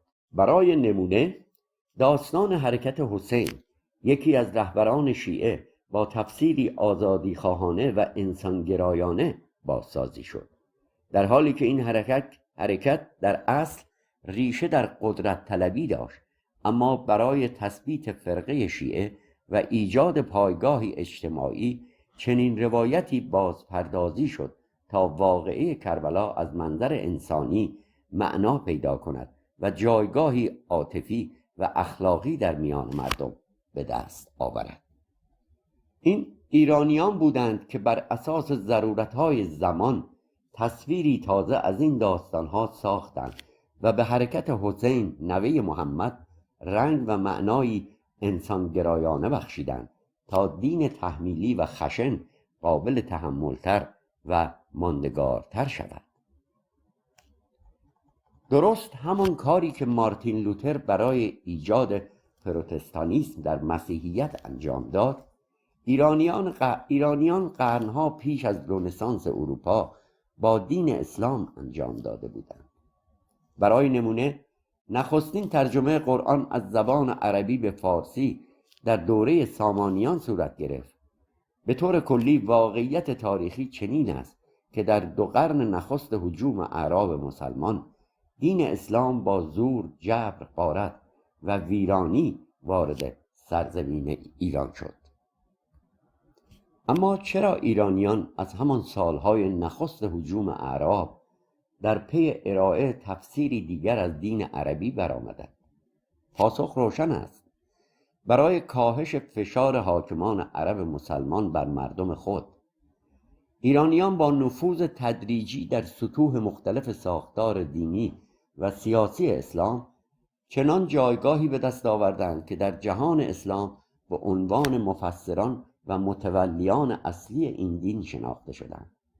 حتی خود اعراب نیز معترف بودند که ایرانیان دین عرب را بهتر از خود آنان می‌شناسند. این نفوذ تا جایی پیش رفت که ایرانیان توانستند خلافت عباسی را جایگزین خلافت بنی امیه کنند و سرانجام پس از نزدیک به 2 قرن با تسلط بر ساختار عباسیان نخستین حکومت ایرانی پس از اسلام، یعنی حکومت طاهریان را در سال 205 هجری در ایران بنیان نهند. این اقدام ایرانیان که اسلام را به عنوان دینی صلحجوتر و با احکام انسانیتر معرفی کرد، نقش مهمی در ماندگاری اسلام در ایران و حتی در بسیاری از مناطق دیگر خاورمیانه داشت، چرا که این تفسیر تازه که با الهام از ادیان و فرهنگ‌های منطقه‌ای شکل گرفته بود، عملاً فاصله زیادی از اصول اولیه اسلام عربی گرفت. نمونه روشن این دگرگونی را میتوان در شکلگیری رسم الخط عربی مشاهده کرد. خطی که با بهره‌گیری از حروف الفبای آرامی و فنیقی به دست سیبیه و 11 تن از همکارانش تدوین شد. این اقدام در کنار آمیختن قوانین فرهنگی و دینی ایرانی با اسلام از همان سالهای آغازین تسلط اعراب بر ایران صورت گرفت. دورانی که هر ایرانی یا باید اسلام می آورد یا جام می داد یا جزیه می پرداخت. هر ایرانی که برای رهایی از آزار و فشار اعراب یا برای معاف شدن از پرداخت جزیه اعلام می کرد مسلمان شده است، ناچار بود اسلام آوردن خود را ثابت کند. این اثبات معمولا با خواندن آیاتی از قرآن، آن هم به رسم الخط عربی آن دوران انجام می شد. اما خط عربی آن زمان تنها شامل چند نشانه ساده و فاقد قواعد دقیق تلفظ بود. از این رو ایرانیان غالباً در ادای صحیح واژه‌های عربی دچار مشکل می شدند و تغییر در تلفظ گاه موجب تغییر معنای آیات می گردید. همین مسئله بهانه‌ای می شد تا اعراب مسلمان ایرانیان را به دلیل تحریف قرآن مورد ضرب و شتم قرار دهند. در آن دوره شمار افرادی که در سراسر عربستان توانایی خواندن و نوشتن خط عربی را داشتند به 17 نفر هم نمی رسید. اغلب اعراب قرآن را به صورت سینه به سینه حفظ کرده بودند و هیچ منبع مکتوب معیار و رسم الخط ثبت شده‌ای وجود نداشت. برای ایرانیان خواندن متنی بدون نقطه و اعراب گذاری، آن هم به زبانی غیر از زبان مادریشان، عملاً ناممکن بود و هر بار ناتوانی در خواندن صحیح به مجازات و شکنجه می انجامید. در چنین شرایطی گروهی از اندیشمندان ایرانی به سرپرستی سیبویه با بهره‌گیری از حروف و قواعد برگرفته از الفباهای فنیقی، آرامی و اوستایی به تدوین قواعد صرف و نحو و ساماندهی رسم الخط عربی پرداختند تا خواندن و تلفظ واژگان آسانتر و دقیقتر شود. نتیجه این تلاش همان خط عربی امروزی است که اکنون در سراسر جهان اسلام و کشورهای عربی به کار می رود.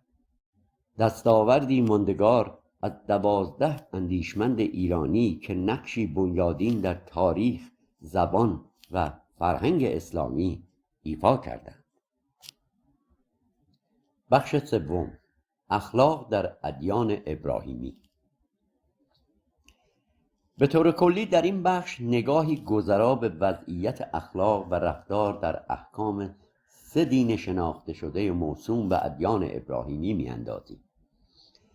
هدف آن است که بررسی شود آیا این ادیان آنگونه که در تبلیغات خود ادعا می‌کنند واقعاً اخلاق را به انسان هدیه دادند، به این معنا که پیش از دین هیچ گونه رفتار اجتماعی وجود نداشته یا این رفتارها ناقص و غیر عقلانی بوده است.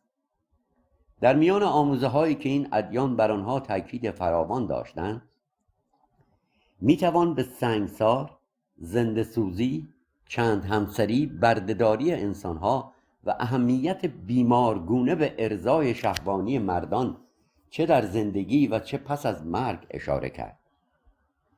این مجموعه از رفتارها و توصیه‌ها بیش از آن که اخلاقی باشند، خصلتی وحشیانه دارند و به سختی میتوان آنها را در خدمت تکامل اجتماعی انسان دانست. نخست از یهودیت به عنوان قدیمی ترین دین از ادیان ابراهیمی آغاز میکنیم. باید یادآور شد که اخلاقیاتی که این قوم به دین خود نسبت میدهند و آنها را دستاورد اختصاصی یهودیت میداند، در واقع چنین نیست. اگر نگاهی به تمدن‌های باستان ایران، مصر، بابل، سومر و یا حتی روم بیندازیم، در تاریخ با نمونه‌هایی روبرو می‌شویم که نشان می‌دهد روایت‌های پندآموز و قواعد اخلاقی قرن‌ها پیش از پیدایش ادیان ابراهیمی در میان مردم این سرزمین‌ها رواج داشته است.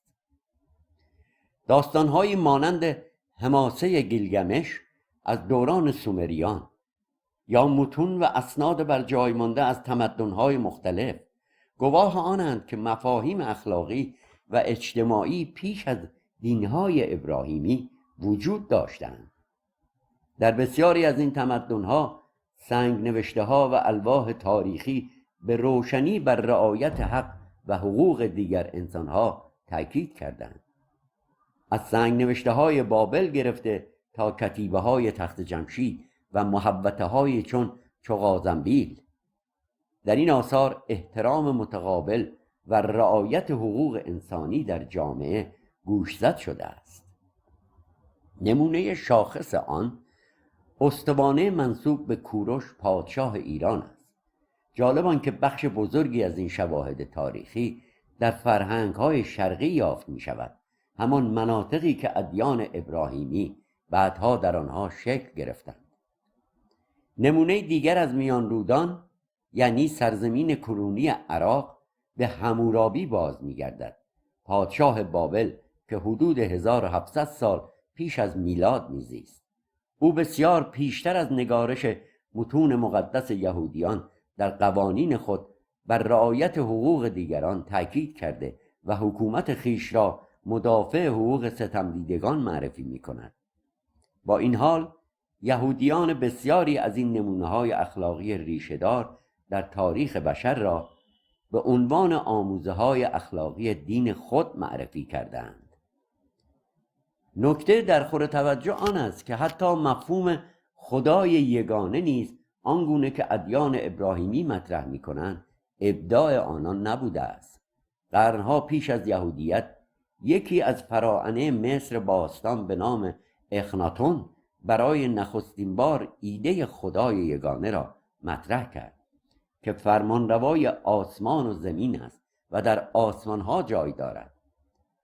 او این اندیشه را برای توجیه قدرت خود به کار گرفت، بدین معنا که اگر جهان تنها یک خدا دارد پس بر زمین نیز تنها یک خدا وجود دارد و آن خود اخناتون است. در دوران باستان حاکمان تمدن‌های مختلف فارغ از دین یا بیدینی افراد معمولاً حقوق آنان را در چارچوب حاکمیت خود رعایت می‌کردند و از این رو تنش‌های عمیق اجتماعی کمتر دیده می‌شد. اما اختلافات انسانی زمانی به طور جدی آغاز شد که ادیان ابراهیمی مردم را بر اساس باور دینی دسته‌بندی کردند و پیروان خود را برترین انسانها دانستند. برای نمونه در یهودیت قوم یهود برتر شمرده می شود و حرمت زندگی عمدتاً به همین قوم اختصاص دارد، در حالی که دیگر اقوام حتی شایسته مرگ دانسته شدند. خدای یهودیان که همان خدای مسیحیت و اسلام نیز به شمار می آید، به یهودیان اجازه می دهد افراد قبایل غیر یهود را از میان بردارند. قوانین مدنی در یهودیت ویژه یهودیان است و الزامی برای رفتار انسانی و برابر با غیر یهودیان وجود ندارد. مسیحیت نیز که در کلام پیرو همان خدای یهودیت است، با اندکی تعدیل در قوانین یهودی آنها را به شکلی عمومی‌تر برای مردم ارائه می‌دهد. برای مثال تا حدی رفاه را برای همگان مجاز می‌شمارد. تفاوت اصلی مسیحیت و یهودیت در همین نکته است، هرچند نباید نادیده گرفت که مسیحیت نیز بر نظم برده‌وار و سلسله مراتب فرمانبرداری تأکید فراوان دارد و انسانها را همچون گله‌ای می‌بیند که خدا چوپان آنهاست. کلیسا با افزودن زرق و برق و اغراق به داستان زندگی عیسی و روایت‌های گاه ساده لوحانه از معجزات او توانست در مقطعی از تاریخ حاکمیتی فراگیر بر جوامع اروپایی برقرار کند. مخاطبان از محتوای این مطلب تا اندازه‌ای دریافتند که کلیساییان در دوران موسوم به قرون وسطای تاریک چه رفتارهایی حتی با مردم خود داشتند. افزون بر این از سوی کلیسا به همه مسیحیان کاتولیک مأموریت داده شده بود که انتقام خون عیسی را از عاملان آن یعنی یهودیان بگیرند. جنگ هایی که از زمان به قدرت رسیدن مسیحیت در اروپا آغاز شد و حتی نمونه های متأخر آن مانند جنگ جهانی دوم با همین منطق توجیه می شد: قاتلان عیسی باید نابود شوند. یهودیان بیپناه از زنان و کودکان خردسال گرفته تا سالخوردگان تنها به جرم آنکه نیاکان بسیار دورشان 2000 سال پیش عیسی را کشته بودند به کوره های آدمسوزی سپرده شدند. مسیحیت در آن دوران در پی آن بود که نسل یهودیان را به سبب همین اتهام تاریخی به کلی از زمین محو کند و به زعم خود جهان را از وجود آنان پاک سازد، تلاشی که البته ناکام ماند. در منابع تاریخی آمده است که در جریان جنگ جهانی دوم به همین بهانه میلیون‌ها یهودی به طرزی هولناک به قتل رسیدند. این نمونه ها نشان می‌دهد که مذاهب تا چه اندازه می‌توانند ساده‌لوحانه، خطرناک و مسئله ساز برای جوامع انسانی باشند. مسیحیت با به دست گرفتن قدرت در اروپا طی قرون وسطی همه میراث دوران باستان اروپا را زیر سوال برد.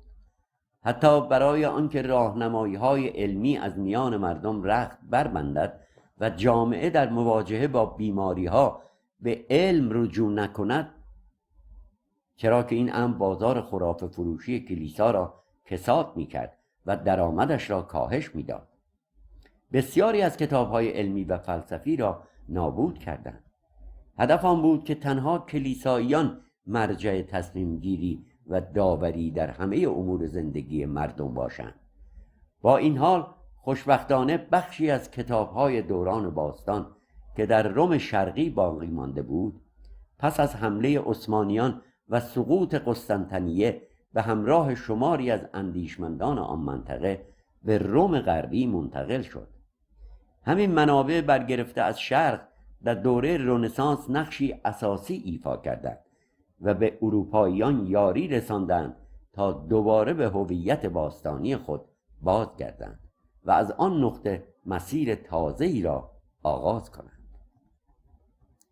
اسلام نیز برای مشروعیت بخشی به خود سخن از خدای ابراهیم به میان می‌آورد. این دین از نظر قوانین تفاوت بنیادینی با یهودیت ندارد، چرا که بخش بزرگی از احکام خود را از آن وام گرفته است. مسلمانان بر این باورند که خدای آنان، همان الله، زمین را تنها برای اسلام آورندگان آفریده و غیر مسلمانان را کافر به خدا و پیامبر می‌دانند. در قانون دینی اسلام سرنوشت کافران مرگ است. آیا چنین احکامی که پیامبران به نام خدا مطرح کرده‌اند نمی‌تواند به مثابه مجوزی برای نسل کشی از سوی هر یک از این ادیان تلقی شود؟ به ویژه که خدای ادیان ابراهیمی نه تنها اجازه کشتن دیگر انسانها را داده، بلکه برای این کار پس از مرگ پاداشی چون بهشت را نیز وعده می‌دهد. حتی اخلاق فردی و اجتماعی که ادیان همواره با تبلیغات گسترده مدعی‌اند هدیه خدای آسمانی به بشر است، ادعایی نادرست به شمار می‌آید، چرا که بسیار پیش از ظهور ادیان اندیشمندانی چون کنفوسیوس، بودا، ماهاویرا، پیروان آیین میترا و اشوزرتشت در شرق نه تنها درباره اخلاق پسندیده انسانی آموزش داده بودند، بلکه برای همه موجودات زنده دارای احساس نیز توصیه‌های اخلاقی ارائه کرده بودند. در فلسفه این مکاتب آزار نرساندن به موجودات زنده، حتی در مواردی به حشرات، به عنوان یک اصل مطرح شده است. در مجموع باید این پرسش را طرح کرد که اگر ادیان واقعاً با خود فرهنگ اجتماعی و اخلاق فردی آورده اند، چرا همواره مشروعیت خود را در جوامع متمدن و دارای فرهنگ جستجو کردند؟ می‌دانیم هر جا که ادیان ابراهیمی پا به عرصه گذاشته‌اند، آن سرزمین‌ها پیشتر دارای زندگی اجتماعی و فرهنگی بودند. برای نمونه یهودیت در روایات خود میگوید پیامبرش در مصر رشد یافته و از همانجا قوم خود را هدایت کرده است. تمدنی که قدمت آن بنابر شواهد به بیش از 4500 سال میرسد. مسیحیت آیین خود را از اورشلیم تحت سیطره روم باستان اعلام می کند. تمدنی که درباره پیشرفت‌ها و ساختار اجتماعی آن بسیار گفته شده است، اما اسلام در تبلیغات خود پا را فراتر می‌گذارد و می‌گوید پیامبرش به فرمان خدا به سرزمینی فرستاده شد که مردمان آن فاقد فرهنگ و تمدن جمعی بودند. حتی تصریح می‌کند که اعراب حجاز قبایلی وحشی بودند و این اسلام بود که مردم عربستان را متمدن کرده است. این نیز دروغی بیش نیست. همان گونه که خود نیز می‌دانید ادیان همواره در تبلیغات خود می‌کوشند چنین القا کنند که در مناطقی که پیامبرانشان ظهور کرده اند مردم فاقد تمدن، فرهنگ و هر گونه قانون همزیستی بودند. گویی همه چیز تنها با آمدن دین و نزول احکام الهی از آسمان به صورت ناگهانی به فرهنگ و تمدن تبدیل شده است، در حالی که لازمه شکل‌گیری هر ایده و اندیشه‌ای در یک سرزمین رسیدن مردمان آن به سطحی از تمدن و برخورداری از قوانین اجتماعی برای زندگی جمعی است. پدید آمدن یک دیدگاه جدید در میان مردم خود نشانه ای از تکامل و پیشرفت قوانین اجتماعی آن جامعه است. ادیان به دروغ خود را بنیانگذار و پایه‌گذار تمدن و فرهنگ انسانی معرفی می‌کنند، در حالی که چنین ادعایی نمی‌تواند ذره‌ای درست باشد. بی تردید بسیاری از مخاطبان بارها شنیدند که حتی رژیم کنونی ایران با وجود شواهد فراوان تاریخی از تمدن و فرهنگ عظیم ایرانی که بخش‌های گسترده‌ای از شرق را در بر می‌گرفته، همچنان می‌کوشد القا کند که پیش از اسلام حتی در ایران نیز چیزی وجود نداشته، چه رسد به عربستان، جایی که اسلام در آن متولد شده است. لازم به یادآوری است که در طول حمله و استقرار اعراب مسلمان بر سرزمین ایران از آغاز دوران خلفای راشدین تا پایان خلافت عباسی، ایرانیان همواره در برابر نفوذ رفتار و فرهنگ اسلامی عرب مقاومت کردند. هر جا که اعراب برای گسترش حاکمیت اسلامی خود با زور وارد شدند، مخالفان این تهاجم در دیگر نقاط جهان می‌کوشیدند برای سازماندهی و جلب حمایت خود را به ایران آن روزگار برسانند، چرا که ایران به کانون اصلی مبارزه با رفتار و منش اعراب مسلمان متجاوز تبدیل شده بود. حتی گروه‌هایی از خود اعراب مانند زیدیان مخالف بنی امیه و بنی عباس که در عربستان سکونت داشتند، به سبب آزار و فشار این خلافت‌ها ناچار به فرار به سمت شمال ایران به ویژه طبرستان شدند، منطقه‌ای که اعراب مسلمان هرگز نتوانستند آن را به طور کامل تصرف کنند و در آن آزادی اندیشه و رعایت حقوق انسانی برقرار بود. از آنجا که ایرانیان در تمام سالهای تهاجم عربی در هر دوره‌ای با فرهنگ عربی اسلامی مخالفت می‌کردند و همواره در حال مبارزه بودند، در میان مردمان سایر مناطق به عنوان اصلی ترین مخالفان تهاجم و منش عربی اسلامی شناخته می‌شدند. بنابراین می‌توان دریافت که در شرق، به ویژه در سرزمین‌هایی که اعراب مسلمان با تهاجم و غارت بر آنها مسلط شدند، تنها مردمان یک کشور از همان آغاز به طور جدی پرچم مقاومت در برابر رفتارهای اسلامی عربی را برافراشتند و اجازه ندادند دین اعراب، همان گونه که کلیسا در قرون وسطای اروپا عمل کرد، با مردمان شرق رفتار کند. آن کشور ایران و آن مردم ایرانیان بودند. تأثیرگذاری ایرانیان بر فرهنگ اسلامی به گونه‌ای بود که میتوان گفت خردمندان ایرانی با تکیه بر ایده‌ها و ادیان پیشین خود اساساً گونه‌ای دیگر از اسلام پدید آوردند. اسلامی که تفاوت‌های بنیادینی با اسلام اولیه اعراب مهاجم داشت. در این اسلام ایرانی شده حقوق انسان محترم شمرده میشد و شباهتی با اسلام آغازین عربی نداشت. این دین با کوشش اندیشمندانی چون فارابی و ابن سینا صاحب بنیان فلسفی شد تا بتوانند در برابر دو دین پیش از خود با منطق و استدلال از موجودیت خویش دفاع کنند، نه آنکه همچون اسلام عربی تنها از راه جنگ و خشونت در پی گسترش باشند. در اینجا نگاهی کوتاه به تاریخ عربستان پیش از ظهور اسلام میاندازیم.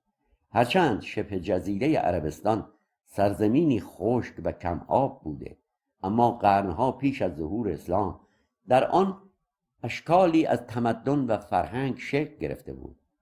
نباید فراموش کرد که هرگاه یکی از ادیان ابراهیمی بر منطقه‌ای مسلط میشد، نخستین اقدام آن بود نابودی آثار باستانی و جعل اسناد تاریخی مردمان آن سرزمین، تا آنان از گذشته باستانی خود جدا شوند و هویت تاریخیشان را نشناسند و بدینسان آغاز فرهنگ را به زمان تسلط دین نسبت دهند. شاید برخی اخبار دوران داعش در عراق و سوریه را به یاد داشته باشند، جایی که داعشیان در ادامه همان سنت مسلمانان اولیه کوشیدند تمامی آثار و اسناد تاریخی این مناطق را نابود کنند. همین روند تخریب آثار باستانی در صدر اسلام نیز نسبت به عربستان آن روزگار صورت گرفت. با این حال پژوهش‌های سالهای اخیر نشان می‌دهد که مردم آن منطقه با توجه به شرایط اقلیمی خاص خود دارای شیوه‌های زندگی ویژه‌ای بودند و این امر به هیچ وجه به معنای نبود تمدن یا فرهنگ در میان آنان نیست.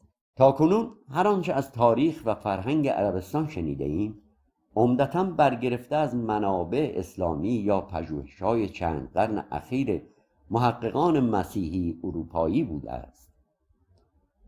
افرادی مانند ماکسیم رودنسون، تاریخنگار مسیحی اهل فرانسه، یا گوستاف ایونگراویمیام، مورخ مسیحی اهل استرالیا، همین مسیحیان در تقابل با گسترش اسلام وارد جنگ‌های گسترده‌ای با مسلمانان شدند و کلیسا کوشید چنین القا کند که دین اسلام از میان مردمانی وحشی و غیر متمدن ظهور کرده است. از این رو اسلام را ناتوان از مقایسه با مسیحیت دانسته و دین خود را برتر معرفی کردند. این نگاه حتی امروز نیز در بسیاری از کشورهای مسیحی و نیز در میان مسیحیانی که در شرق زندگی می کنند به عنوان بخشی از فرهنگ رایج باقی مانده است، فرهنگی که ریشه در آموزش‌ها و تبلیغات کلیسا دارد. مسیحیت به عنوان دین رقیب اسلام تلاش داشت تصویری به شدت پست و تحقیرآمیز از اعراب و مسلمانان به جهان ارائه دهد تا از این طریق خود را یگان دین حقیقی معرفی کرده و برتریش را اثبات کند. نکته قابل توجه آن است که همین پژوهشگران مسیحی برای نگارش تاریخ عربستان تقریباً به طور کامل از منابع اسلامی استفاده کردند، همان منابعی که مدعی‌اند تمدن اعراب تنها با ظهور اسلام در آن منطقه شکل گرفته است. در همان روزگار محمد و پیروانش نیز می‌کوشیدند چنین القا کنند که تمدن عربستان از آغاز اسلام پدید آمده و پیش از آن هیچ گونه تمدنی در این سرزمین وجود نداشته است. بنابراین بعید نیست که میراث تاریخی عربستان پیش از اسلام از دید آنان متعلق به کفر تلقی شده و آگاهانه نابود شده باشد، تا کسی نتواند ثابت کند که پیش از محمد و اسلام او نیز تمدنی غنی در عربستان وجود داشته است. در آن دوران عربستان به عنوان سرزمینی شناخته میشد که آزادی اندیشه و نوعی فضای باز اجتماعی در آن جریان داشت. در گذشته در میان ملل مختلف هر فرد یا گروهی دینی یا غیر دینی اگر در سرزمین خود به سبب باورها و اندیشه‌هایش با حاکمان دچار مشکل میشد و آزادی انسانیش زیر فشار قرار می گرفت، برای ادامه زندگی و فعالیت فکری به عربستان آن زمان مهاجرت می کرد. چرا که می توانست آزادانه مسیر فکری و تبلیغی خود را دنبال کند. پیش از ظهور اسلام افراد بسیاری با ادیان و اندیشه های گوناگون در عربستان زندگی می کردند. با قدرتگیری مسلمانان در این منطقه یکی از گروه هایی که بیشترین تخاصم و درگیری را با آنان داشتند یهودیانی بودند که در عربستان سکونت داشتند. برای مشاهده روند نابودی آثار باستانی نیازی نیست به گذشته‌های دور بازگردیم. کافی است به دوران معاصر نگاه کنیم. هر جا مسلمانان با زور بر منطقه‌ای مسلط شده‌اند، یکی از نخستین اقداماتشان نابودی آثار تاریخی آن منطقه بوده است. تا هر آنچه پیش از اسلام وجود داشته به عنوان کفر معرفی شود و هویت تاریخی مردمان آن سرزمین از میان برود. عربستان پیش از اسلام عمدتاً محل زندگی یهودیان، مسیحیان و پیروان ادیان دیگر بوده و حتی مردمانی از نواحی مدیترانه نیز در آن سکونت داشتند، یعنی مردمانی از سرزمین‌های ساحلی دریای مدیترانه. همین نکته نشان می‌دهد که ساکنان این منطقه دارای پیشینه دینی، فرهنگی و زندگی اجتماعی بودند. پژوهش‌های باستانشناسی و آثاری که تاکنون کشف شده نشان می‌دهد که در چند قرن پیش از ظهور اسلام تمدن به روشنی در عربستان وجود داشته است. مردمانی که در شهرهای مانند مکه و یثرب زندگی می‌کردند به واسطه تجارت و رفت آمد بازرگانان این شهرها را به کانون تجاری بدل کرده بودند و با فرهنگ‌های مختلف جهان آشنایی داشتند. در نهایت این پرسش مطرح می شود: اگر هدف ظهور ادیان ایجاد فرهنگ و تمدن در میان جوامع انسانی بوده است، پس چرا خداوند پیامبری را در میان مردمی کاملا وحشی و غیر متمدن نفرستاد تا بدین وسیله ثابت شود که می توان قومی کاملا بدوی را تنها با ارسال پیامبری به تمدنی پیشرفته و حتی به یکی از برترین تمدن‌های جهان تبدیل کرد؟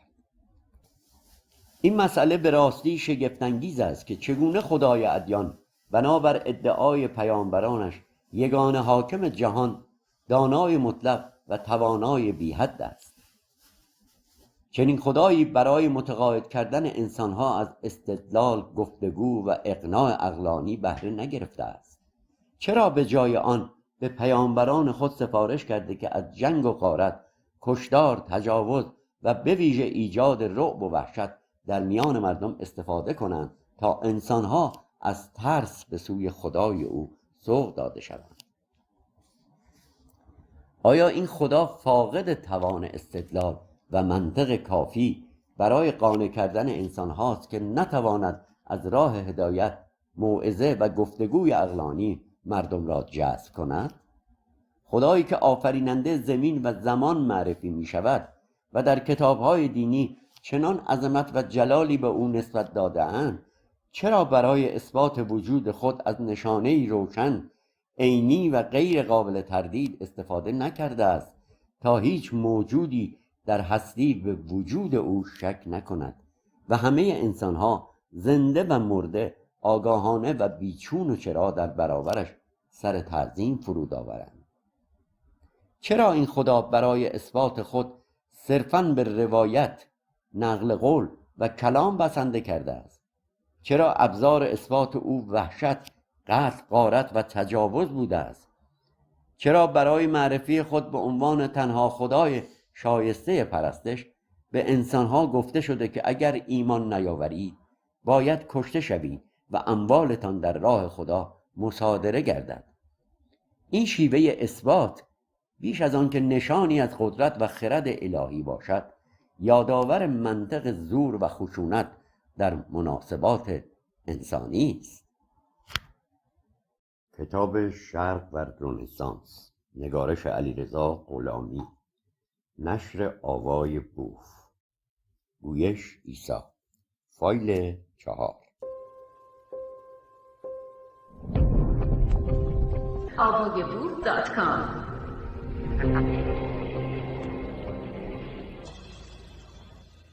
بخش چهارم: وضعیت فرهنگی شرق و غرب در دوران رنسانس. در ادامه بحث رنسانس میتوان دریافت که یکی از عوامل اصلی و تعیین کننده آغاز رنسانس در اروپا خستگی مردم از قوانین بسته، سختگیرانه و رنجاور دینی بود. قوانینی که حق و حقوق انسانی را از جوامع مردمی سلب کرده بودند. در خطبه‌هایی از کلیسا کشیشان پیوسته تأکید می‌کردند که در تمام زندگی انسان باید در خدمت خدا و فرزند او یعنی عیسی مسیح باشد. زمانی که مردم اروپا به تدریج به انسانگرایی گرایش پیدا کردند و دریافتند که در احکام دینی هیچ حق مستقلی برای انسان در نظر گرفته نشده است، پرسش‌های بنیادینی را از کلیسا مطرح کردند. انسان برای چه در این دنیا حضور دارد؟ سهم آنان از زندگی چیست؟ آیا انسان اساساً حقی در زندگی دارد؟ این پرسش‌ها دقیقاً از آنجا پدید آمد که کلیسا پاسخی برای آنها نداشت، چرا که اگر کشیشان برای مردم حق و حقوقی قائل می‌شدند، هم با نظر پاپ در تعارض قرار می‌گرفت و هم مهمتر از آن موجب کسادی بازار قدرت و نفوذ کلیسا می‌شد. همان گونه که پیشتر اشاره شد، نخستین جرقه‌های رنسانس در اروپا از جایی زده شد که گروهی از تاجران فلورانس و ونیز که در آن دوران به صورت دولت شهر اداره می‌شد، به شرق سفر کردند. این تاجران اروپایی با مشاهده شیوه زندگی مردم شرق دریافتند که در آن جوامع انسان‌ها از حق و حقوق اجتماعی برخوردارند و اجازه بیان نظر برای بهبود روابط اجتماعی دارند.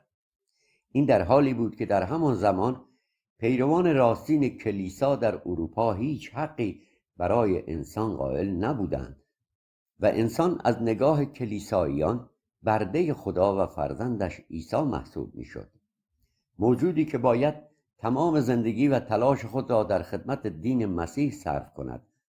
در اروپا فقط قوانین و نظرات دینی مجاز بود و انسانها حتی درباره زندگی شخصی خود نیز حق اظهار نظر نداشتند، چه رسد به مشارکت فکری در مسائل اجتماعی.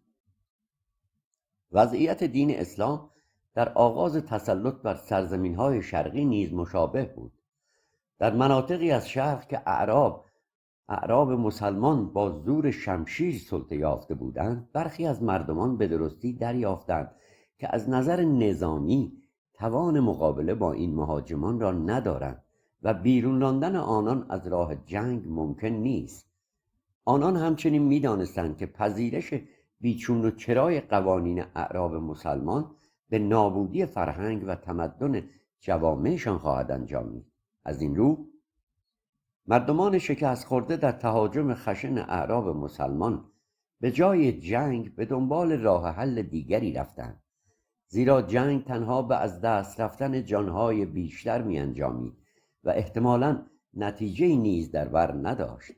اگر در آن مقطع اقدامی هوشمندانه صورت نمی گرفت، بدون تردید انسانگرایی و ارزش‌های انسانی در جوامع شرق به سرعت رو به زوال می رفت، به ویژه در سرزمین‌هایی که تحت سیطره اعراب مسلمان قرار گرفته بودند، چرا که در هیچ یک از ادیان ابراهیمی انسان به عنوان موجودی دارای حق و حقوق مستقل شناخته نمی شود. با توجه به اینکه در شرق تمدن جایگاه تثبیت شده‌ای در میان جوامع داشت، این اندیشمندان ایرانی بودند که برای نخستین بار قوانین دینی را به چالش کشیدند. آنان کوشیدند بدون برانگیختن خشم اعراب مسلمان احکام اولیه اسلام را با قوانین فرهنگی و تمدنی خود درآمیزند و چارچوبی قابل تحمل برای ادامه زندگی مردمانشان پدید آورند.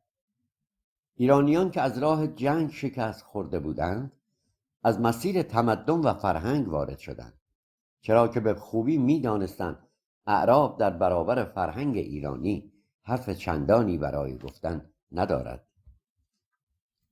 برای موفقیت در این مسیر ایرانیان ناگزیر بودند فواید قوانین اجتماعی و جایگاه انسان در جامعه را به اعراب مسلمان اثبات کنند.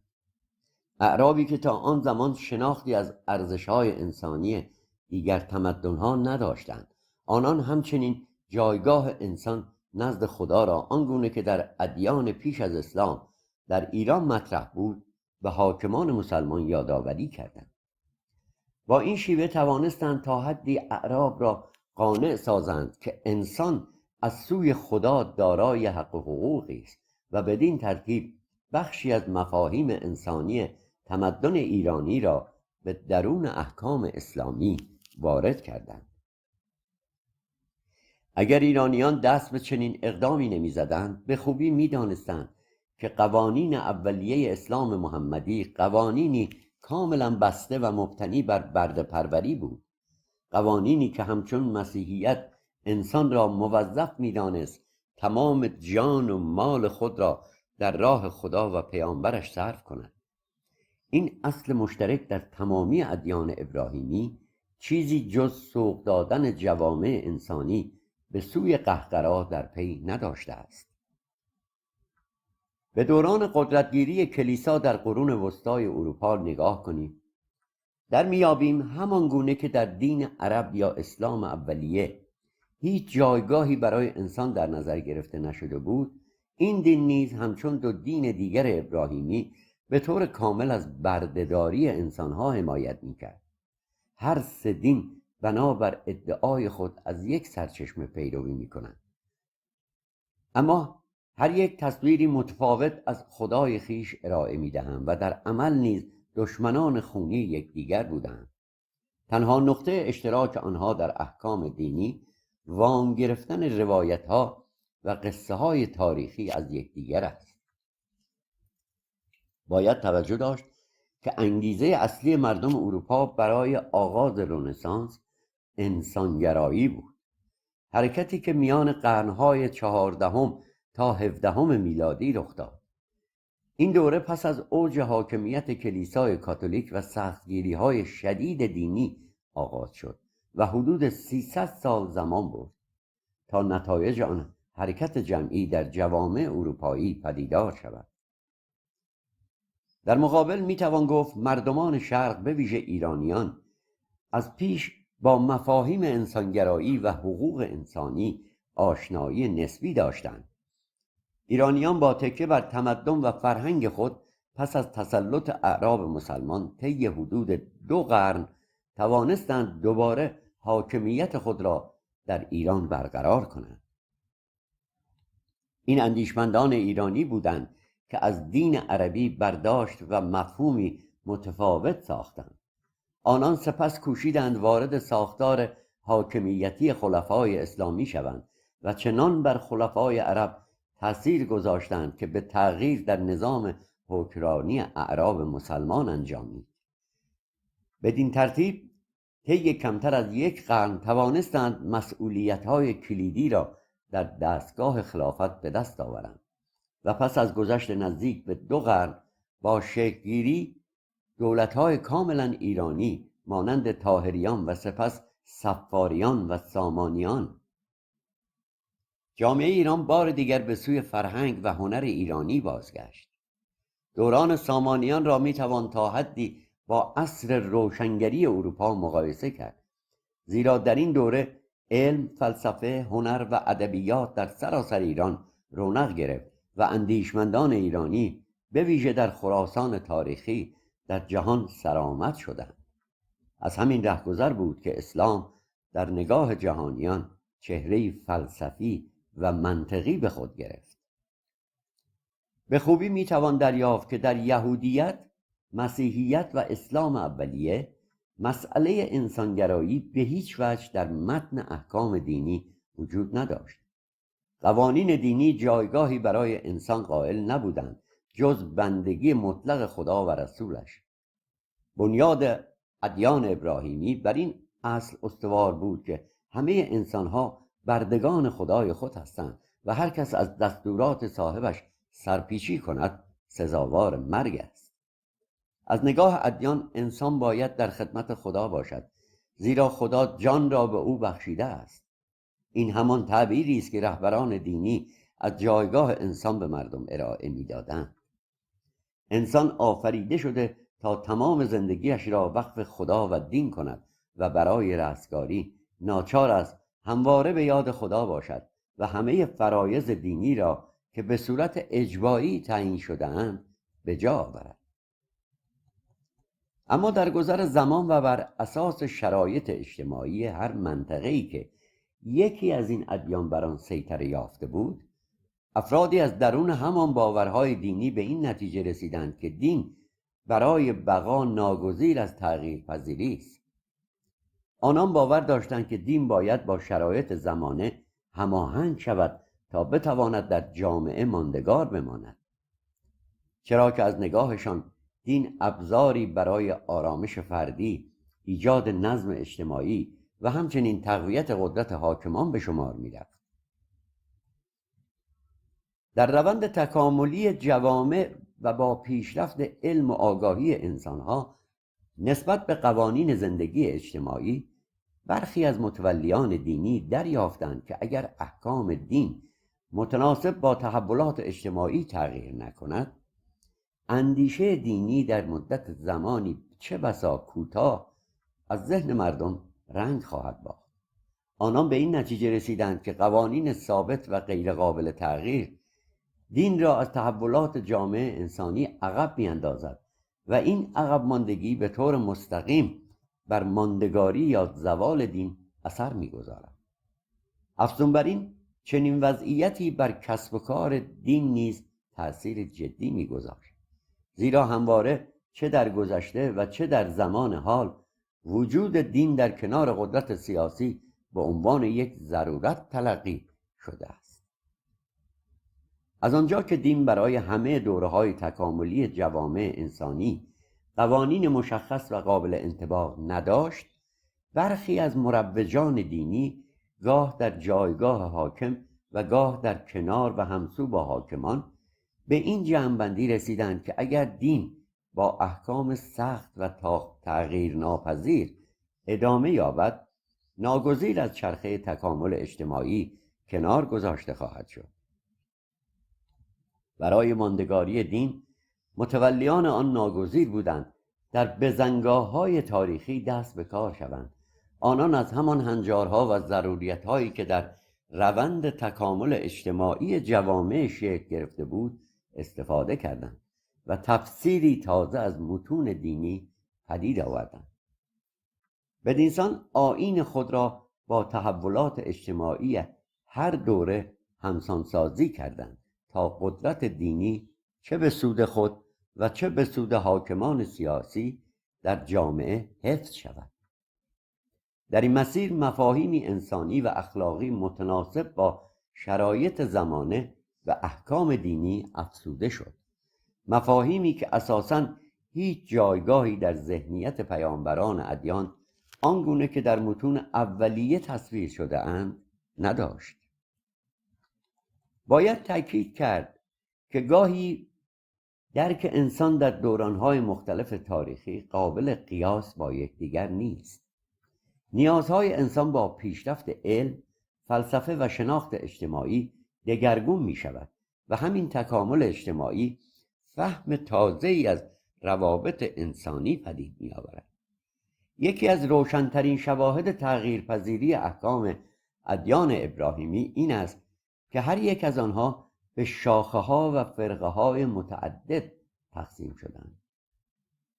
هرگاه فرد یا گروهی در درون یک دین کاستی‌های انسانی یا حقوقی را در احکام آن تشخیص می‌داد، ناچار می‌شد با توجه به شرایط زمانی و مکانی تفسیری تازه از دین ارائه دهد تا مشروعیت آن آیین را در جامعه حفظ کند.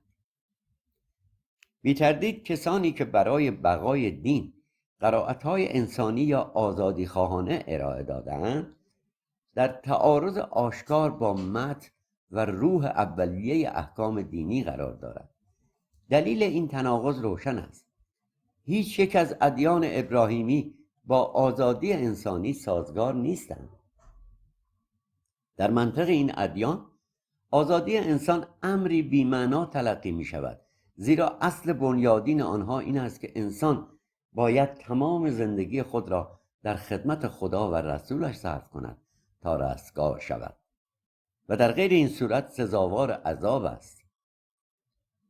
با پیشرفت جوامع و افزایش آگاهی انسانی همواره گروهی از دینداران به این نتیجه می رسیدند که زمان آن فرا رسیده است که احکام دین با شرایط جدید باز تعریف شود. این الگو تقریبا در همه ادیان ابراهیمی تکرار شده است. هنگامی که علم، فلسفه و شناخت اجتماعی رشد می کند، ناهماهنگی احکام دینی با واقعیت‌های زمانه آشکار می شود و مردم این عقب ماندگی را به چالش می کشند. در چنین وضعیتی دینداران برای جلوگیری از افول نفوذ دین ناچار به ایجاد تغییر یا تفسیر تازه‌ای از آن می شوند.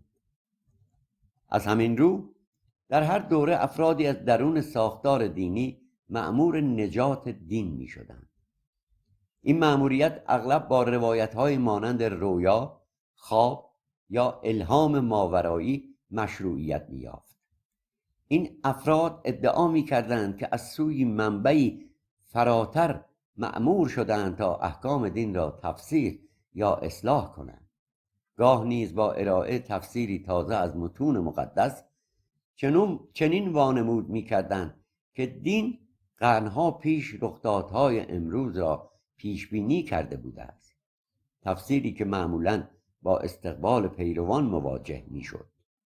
نمونه روشن از این روند را میتوان در روایت منسوب به احمد بن حنبل دید. او مدعی شد که پیامبر اسلام را در خواب دیده و پیامبر به او گفته است که هر 100 سال یک بار شخصی می آید که دین را احیا می کند. سپس حنبل این مجدد را امام شافعی معرفی کرد و پیروانش را به پیروی از او فراخواند. بدین ترتیب با پیوند زدن نظریات شافعی به پیامبر یکی از شاخه‌های مهم اهل سنت شکل گرفت و تفسیری تازه اما مشروع جلوه داده شده از دین پدید آمد. احکام دینی که همان افراد بنابر ضرورت زمان و مکان دست به تغییر آنها می‌زدند، دقیقاً به این دلیل است که تعبیرهای قدیمی دیگر در میان مردم پذیرفتنی نیست و نشانه ای از عقب ماندگی و ارتجاعی بودن آن احکام به شمار می آید. در چنین شرایطی مفسران دینی مفهومی تازه از همان قوانین کهن ارائه می دهند، مفهومی که با سطح تکامل اجتماعی مردم همخوان‌تر باشد. آنان با تفسیر و نظریه جدید خود خویشتن را پیروان راستین و ادامه دهندگان راه پیامبر دین معرفی می کنند. برای نمونه می توان به شاخه های گوناگون اشاره کرد که در ادیان ابراهیمی در دوره‌ها و زمانهای مختلف پدید آمدند. در یهودیت شاخه های چون حسیدی، ارتدوکس، قرائیم، خاخامی و غیره شکل گرفتند. در مسیحیت 3 شاخه اصلی کاتولیک، ارتدوکس و پروتستان وجود دارد که هر یک خود منشعب به فرقه‌های متعدد دیگر شدند. در اسلام نیز 2 شاخه اصلی تسنن و تشیع هر کدام به فرقه‌های گوناگونی تقسیم شدند. از میان اهل تسنن می توان به شافعی، حنفی، مالکی و حنبلی اشاره کرد و در میان شیعیان فرقه‌های چون 12 امامی، زیدی، اسماعیلیه، عباضیه و پدید آمدند. همین فرقه سازی ها باعث شده است که ادیان ماندگاری بیشتری در میان جوامع داشته باشند و مفسران دینی به جایگاهی ارزشمند در میان پیروان خود دست یابند.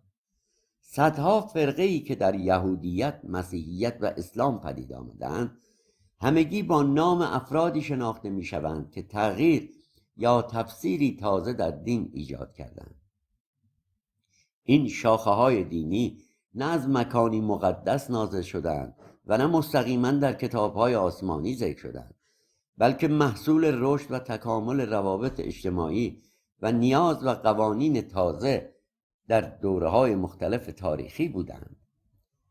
در کنار این مسئله گروهی از مبلغان دینی به ویژه در ادیان ابراهیمی پیشرفت‌های قوانین زندگی اجتماعی را به حساب دین می‌گذارند تا مانع کمرنگ شدن جایگاه دین در میان مردم شوند.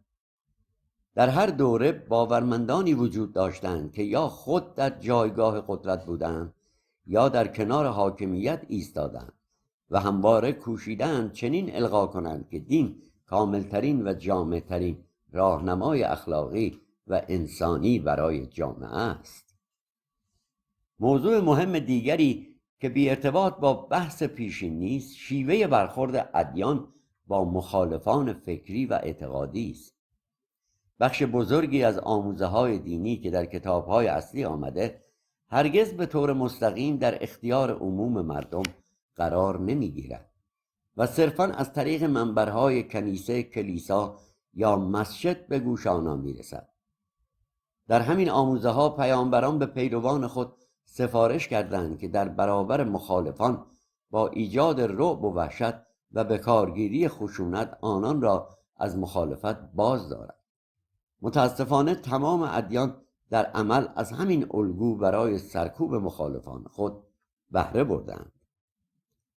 برای مثال سنگسار که نخستین بار در یهودیت رواج یافت، زنده سوزی که در مسیحیت سابقه دارد و سربریدن و دیگر اشکال خشونت که در تاریخ اسلام برای ایجاد ترس در جامعه به کار گرفته شده اند، همگی نمونه‌های روشن از این رفتارها هستند. در این مسیر هیچ یک از این ادیان هنگام دستیابی به قدرت از ارتکاب جنایت برای تثبیت سلطه خود فروگذار نکردند. نمونه معاصر این رویکرد را میتوان در رفتار گروه داعش مشاهده کرد. این گروه با آگاهی کامل از متون و شیوه های اسلام اولیه و با استقبال از نوع حکومتداری و رفتار پیامبر اسلام در زمان قدرتیابی دست به جنایاتی هولناک زد، از سربریدن و نابودی آثار باستانی گرفته تا مجازات اسیرانی که قادر به خواندن آیاتی از قرآن نبودند. بردهداری جنسی موسوم به جهاد نکاح، پراکندن نفرت در میان مسلمانان تحت سلطه نسبت به غیر مسلمانان و رفتار فاجعه بار با ایزدی ها همگی در حافظه تاریخ جهان ثبت شده است. این رفتارها چنان غیر انسانی و وحشیانه بود که بسیاری در جهان با ناباوری میپرسیدند چگونه ممکن است انسانی با انسان دیگر چنین کند. جنایات داعش نه تنها نفرت جهانی نسبت به آن گروه را برانگیخت، بلکه سبب شد تصویری خشن و دهشتناک از اسلام در ذهن افکار عمومی جهان شکل بگیرد. تصویری که رسانه‌ها و تبلیغات مسیحی نیز از آن برای اثبات برتری ادعای خود بهره برداری کردند. خود رهبران داعش آشکارا اعتراف می‌کردند که رفتارشان برگرفته از اسلام اولیه و فرمانهای پیامبر این دین در زمان به دست گرفتن قدرت است، روشی که بر ایجاد ترس و وحشت استوار بود تا مردم از سر استیصال تسلیم دین و قوانین آن شوند. باید این نکته را اضافه کرد که هیچ فردی که به یکی از ادیان ابراهیمی باور دارد و تا حدی با مبانی دینی خود آشناست، چه در جایگاه قدرت حاکم باشد و چه در مقام آلترناتیو قدرت، نمیتواند به درستی ادعا کند که حقوق انسانی و آزادی انسان بر پایه نظریه دینی او به رسمیت شناخته می شود. دلیل آن روشن است، زیرا در هر سه دین ابراهیمی اصل بر حق و اراده خدا و پیامبر اوست و این حق همواره از انسان مطالبه شده است، نه برعکس. از همین روز که شاخه ها و فرقه های گوناگون ادیان با وجود داشتن پیروان فراوان در بنیاد با آموزه ها و نظریات اولیه پیامبران آن ادیان تفاوت‌های جدی دارند. کسانی که در دوره‌های بعدی برای زنده نگه داشتن دین تعبیرها و تفسیرهای تازه ارائه دادند، ناگزیر از اصول و واقعیت اولیه دین و دیدگاه‌های پیامبران فاصله گرفتند، چرا که بدون این فاصله گیری دین توان ماندگاری در جوامع در حال تحول را نداشت.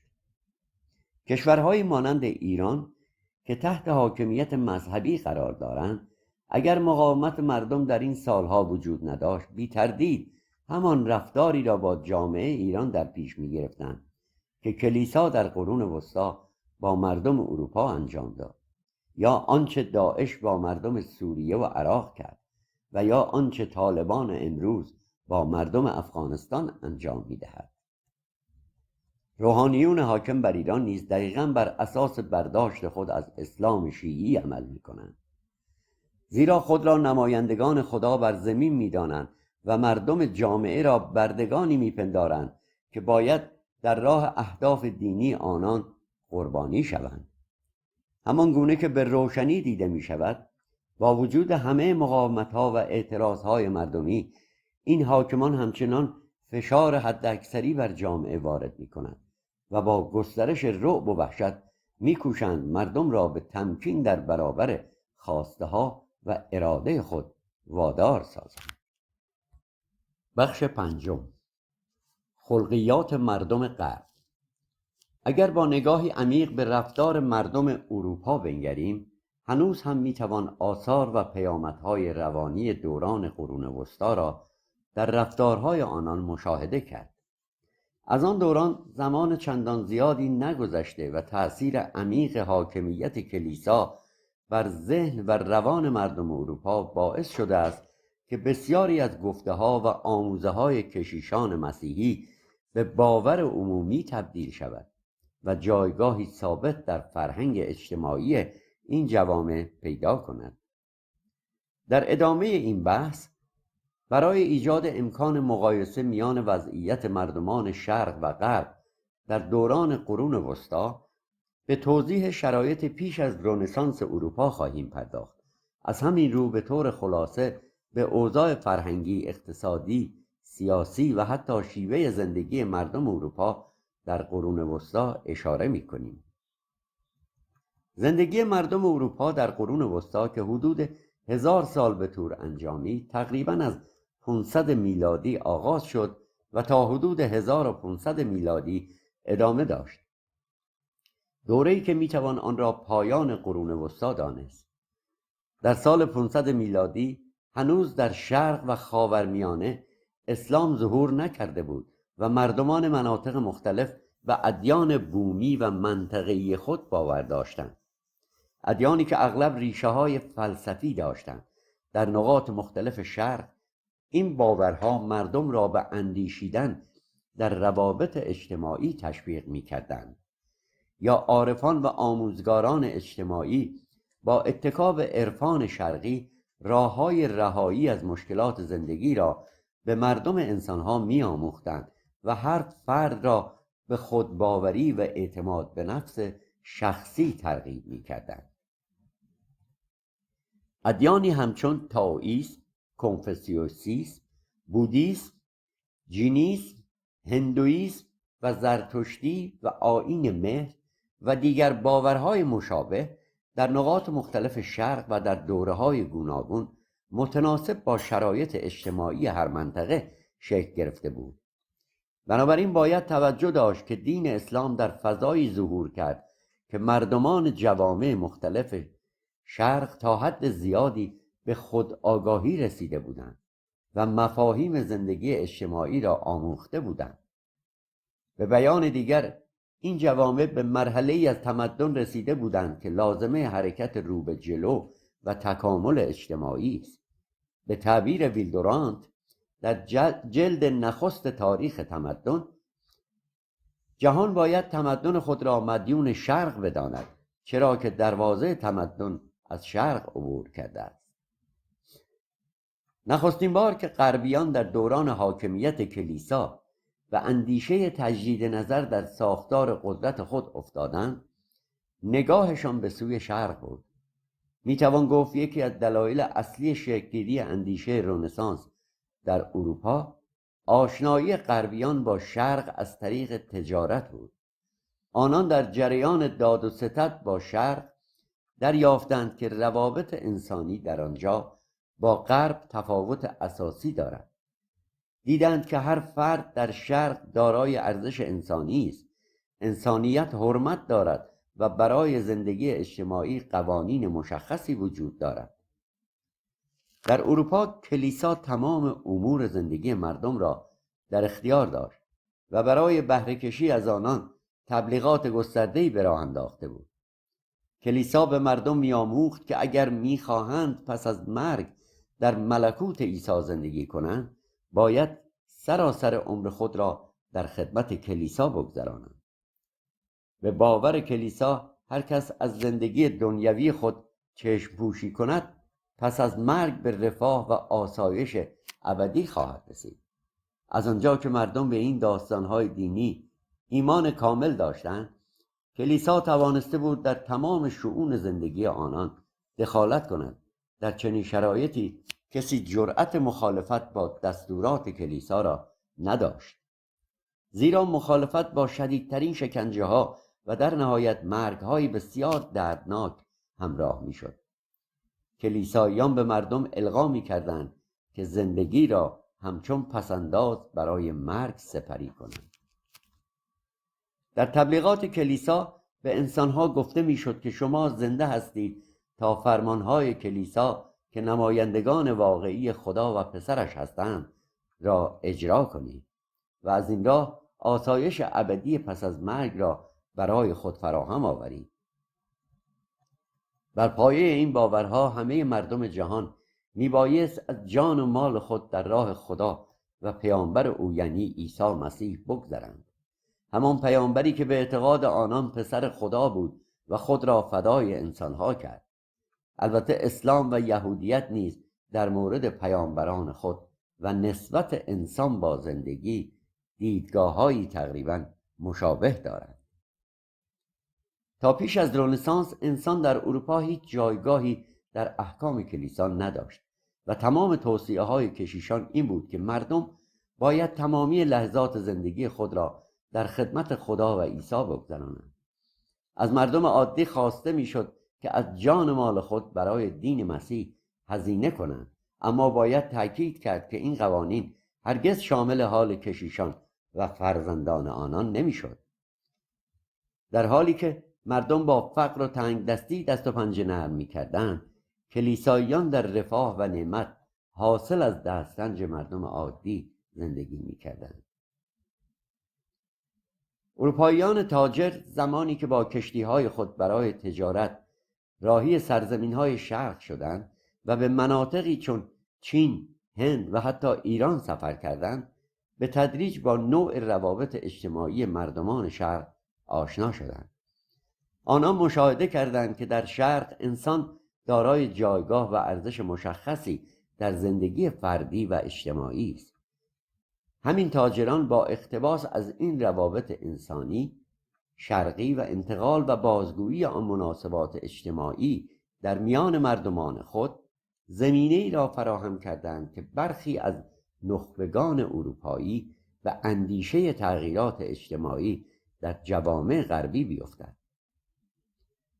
زیرا در دوران قرون وسطی جوامع اروپایی در مقایسه با جوامع بین المللی به ویژه شرق از نظر اجتماعی، فرهنگی و فکری به شدت عقب مانده بودند.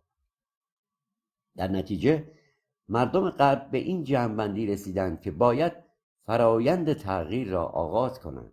آنان طی حدود 3 قرن گام به گام موفق شدند سلطه و قوانین کلیسا را به عقب برانند، تا آنکه پس از مدت زمانی طولانی توانستند خود را به نقطه آغاز برسانند.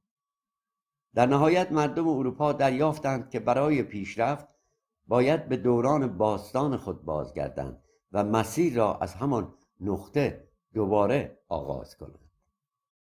در دوران قرون وسطی به دلیل کنترل شدید کلیسا هیچ فعالیت علمی و فلسفی ملموس و قابل پیگیری شکل نگرفته بود. چرا که کلیسا به شدت در برابر هر گونه حرکت علمی و فلسفی ایستادگی میکرد. از سوی دیگر اروپاییان به یاد داشتند که در دوران باستان خود پیشینه درخشان داشتند و در زمینه علم و فلسفه گام‌های مهم و قابل توجهی برداشتند. بنابراین با تاکید بر آن گذشته درخشان، یعنی پیش از حاکمیت کلیسا، تصمیم گرفتند بازسازی جوامع خود را از همان نقطه آغاز کنند. اروپاییان به این نتیجه رسیدند که برای ساماندهی اصولی به جامعه خود باید به پایان دوران باستان بازگردند و از آنجا آغاز تازه‌ای داشته باشند. اما برای این آغاز دوباره به منابع فکری و علمی نیاز داشتند. این در حالی بود که کلیسا بخش بزرگی از این منابع را یا از میان برده بود یا در انبارهای کلیسای مرکزی روم پنهان کرده بود و دسترسی به آنها بسیار دشوار بود. افزون بر این از دوران باستان نزدیک به 1000 سال گذشته بود و خاطره مستقیمی از آن دوران در ذهنها باقی نمانده بود. به همین دلیل در آغاز راه اروپاییان برای شناخت گذشته باستانی خود و دسترسی به میراث علمی و فلسفی آن دوران به ترجمه‌های عربی آثار یونان باستان روی آوردند. این اقدام نخستین گام‌های جدی در مسیر جنبش تغییرخواهی و آغاز تحولات فکری و اجتماعی در اروپا به شمار می‌رفت. عنوان: قرون وسطی. باید توجه داشت که کلیسا در دوران قرون وسطی عملاً سد راه پیشرفت مردم شده بود و اگر کسی به دنبال فعالیت‌های علمی می‌رفت به شکلی بسیار وحشتناک مجازات و کشته می‌شد. کلیساییان به پیروان علم لقب جادوگر داده بودند و برای دستگیری آنان از همکاری و جاسوسی مردم عادی نیز استفاده می‌کردند. این دوره که به نام تفتیش عقاید شناخته می‌شود و از قرن 12 میلادی به طور رسمی توسط کلیسا آغاز شد، باعث محکومیت و مرگ بسیاری از شخصیت‌های ارزشمند اروپا شد. برای مثال جوردانو برونو، فیلسوف و ستاره‌شناس ایتالیایی، در فوریه سال 1600 میلادی به دستور کلیسا زنده سوزانده شد. یا گالیله و کوپرنیک که هر دو در دادگاه‌های کلیسایی به مرگ محکوم شدند، اما به دلیل ابراز توبه حکم آنان به حبس تغییر یافت. این وضعیت‌های قرون وسطی اروپا چقدر برای ما ایرانیان آشناست. به ویژه در اوایل تحولات سال 57 و به دست گرفتن حاکمیت ایران توسط آخوندهای مسلمان شیعه و راه اندازی نوعی جاسوسی گسترده و فراگیر در رفتار و زندگی مردم جامعه. در دوران قرون وسطی اگر کسی به جرم پیگیری علم که در آن زمان جادوگری تلقی میشد دستگیر میگردید، کلیساییان به پای او سنگی میبستند و وی را در آب میانداختند. اگر غرق میشد و جان میداد، اعلام میکردند که او فردی گناهکار و جادوگر بوده و خواست خدا این بوده که از بین برود. اما اگر موفق میشد خود را نجات دهد، حکم جادوگری او قطعی تلقی میشد و او را زنده زنده میسوزاندند. دین مسیحیت تقریباً از قرن 5 میلادی، زمانی که توانست با در دست گرفتن قدرت در گستره جغرافیایی قاره اروپا حاکم شود، مردم این سرزمین را به سوی زوال و بدبختی سوق داد. گویی انسانیت در میان این مردمان کلیسا زده به کلی از میان رفته بود. آنچه وجود داشت قوانین ظالمانه و به شدت ارتجاعی کلیساها بود، قوانینی که حتی بر طول عمر مردم نیز تأثیر منفی گذاشته بودند. در این دوران میانگین طول عمر زنان به حدود 24 سال و مردان به حدود 37 سال رسیده بود. کلیسا چنان جامعه را تحت کنترل خود گرفته بود که مردم برای هر مشکلی باید به کلیسا مراجعه می‌کردند.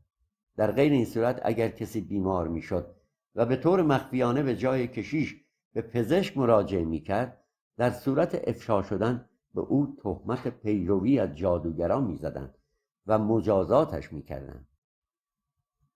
به همین دلیل کسی جرأت نداشت در مواقع بیماری به پزشک مراجعه کند.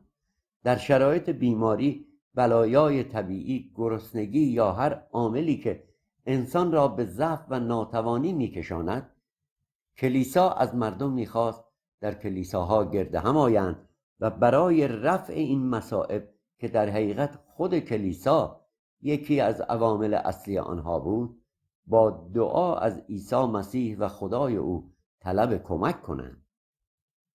در این دعاها چنین القا می‌شد که اگر عیسی به مردم کمک کند، آرامش به آنان باز خواهد گشت. کلیسا برای کسانی که به شیوه‌های حاکمیتی آن مخالفت می‌کردند، مجازاتی چون کشتن از طریق زنده‌سوزی تعیین کرده بود. این نوع مجازات‌ها برای ایجاد رعب و وحشت در جامعه به کار گرفته می‌شد تا هیچ کس جرأت مخالفت با سیاست‌های کلیسا را نداشته باشد. کاردینال‌ها و رهبران مسیحی چنان فضایی ایجاد کرده بودند که زمانی که شوالیه‌های کلیسا را به جنگ یا مأموریت می‌فرستادند، به آنان سفارش می‌کردند برای جلوگیری از انحراف اخلاقی زنانشان در دوران غیبت که گاه هفته‌ها یا حتی سالها طول می‌کشید، وسیله فلزی شبیه شورت که تنها راه خروج نیازهای انسانی را به سختی فراهم می‌کرد، بر تن زنان خود کنند و آن را قفل نمایند. کلید این قفل را نیز با خود می‌بردند. در برخی موارد این زنان بیچاره به دلیل عفونت، نبود امکان نظافت و شرایط غیر انسانی جان خود را از دست می‌دادند و کلیسا این مرگ‌ها را مشیت الهی می‌نامید. حتی اگر کسی به هر دلیلی بیمار می‌شد و به دلیل ناتوانی مالی نمی‌توانست هزینه دعای کشیش را برای حضور بر بالین بیمار بپردازد و بیمار جان خود را از دست می‌داد، کشیشان به گونه‌ای تبلیغ می‌کردند که گویی خانواده بیمار از مسیر دین منحرف شدند و خداوند به همین دلیل جان بیمار را برای مجازات گرفته است. کلیساییان با چنین روش‌هایی می‌خواستند قدرت و نفوذ خود را به رخ مردم بکشند و به آنان القا کرده بودند که کشیشان مستقیما با خدای ماورایی در ارتباط هستند. این اقدامات همچنین باعث گسترش رعب و وحشت در جامعه میشد.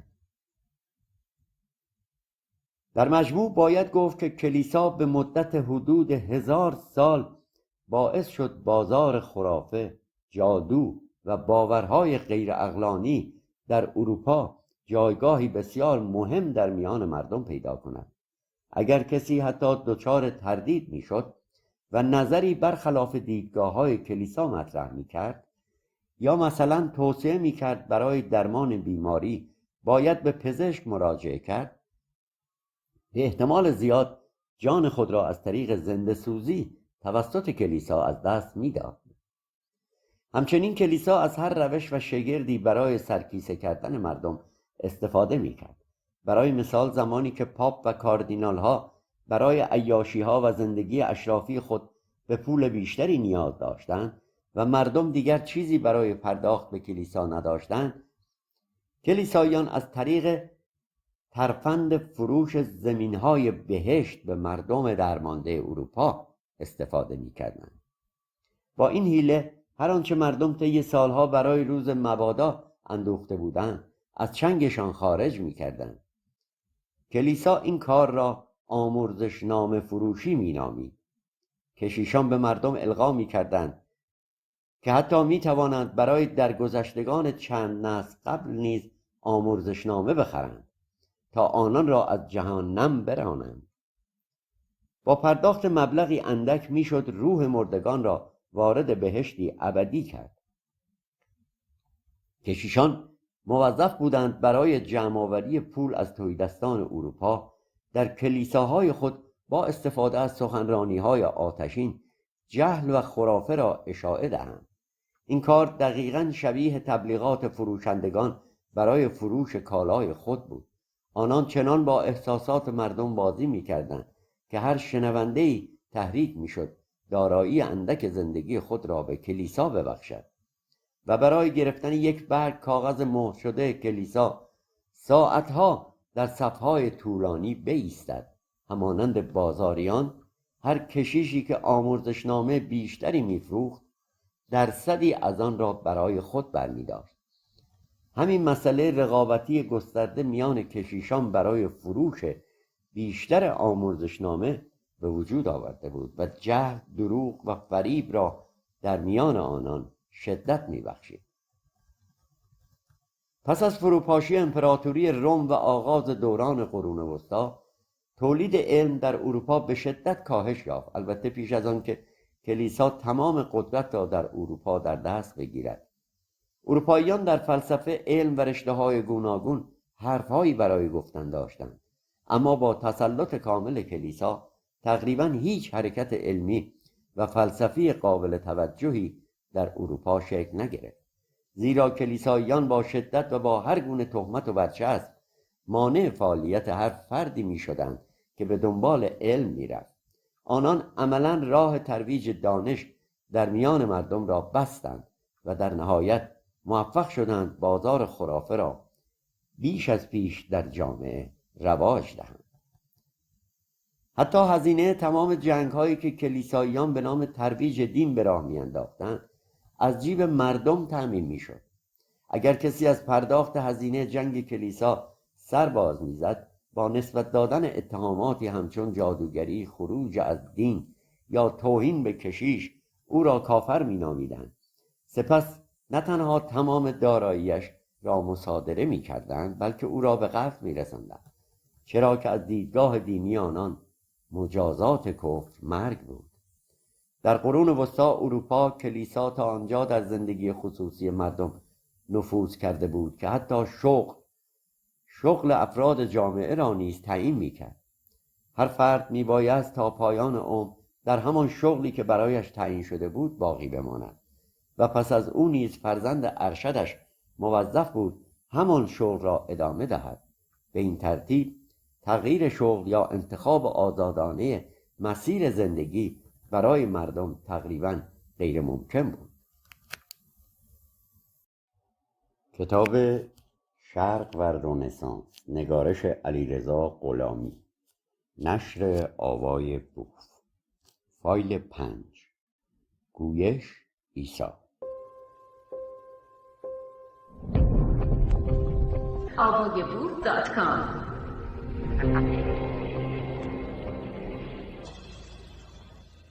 بخش ششم، دیدگاه‌های رنسانس. انگیزه رنسانس برای تغییر بدین گونه شکل گرفت که تاجران اروپایی با کشتی‌های تجاری خود به سمت شرق در رفت آمد بودند و از شیوه زندگی مردمان شرق آگاهی پیدا می‌کردند. آنان این نوع زندگی را با مردم سرزمین‌های خود در میان می‌گذاشتند و به همین دلیل غربیان در اروپا با نوع دیگری از زیست انسانی آشنا شدند.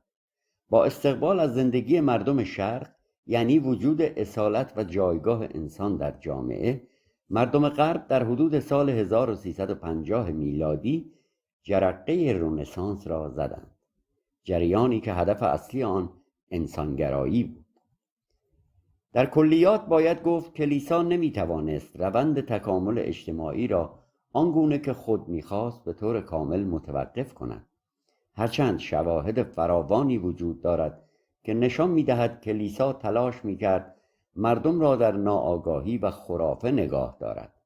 برای نمونه، هر کتاب علمی یا فلسفی که در بخش غربی امپراتوری با آموزه‌های کلیسا مغایرت داشت یا حذف میشد یا از بین میرفت تا خردمندان جوامع اروپایی به آنها دسترسی نداشته باشند و برای کلیسا دردسر ایجاد نشود.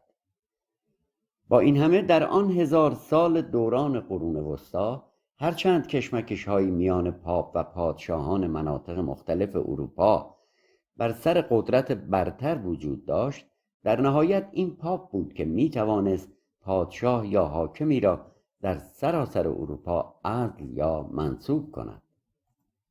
در دوران قرون وسطی سیستم فئودالی در اروپا حاکم بود.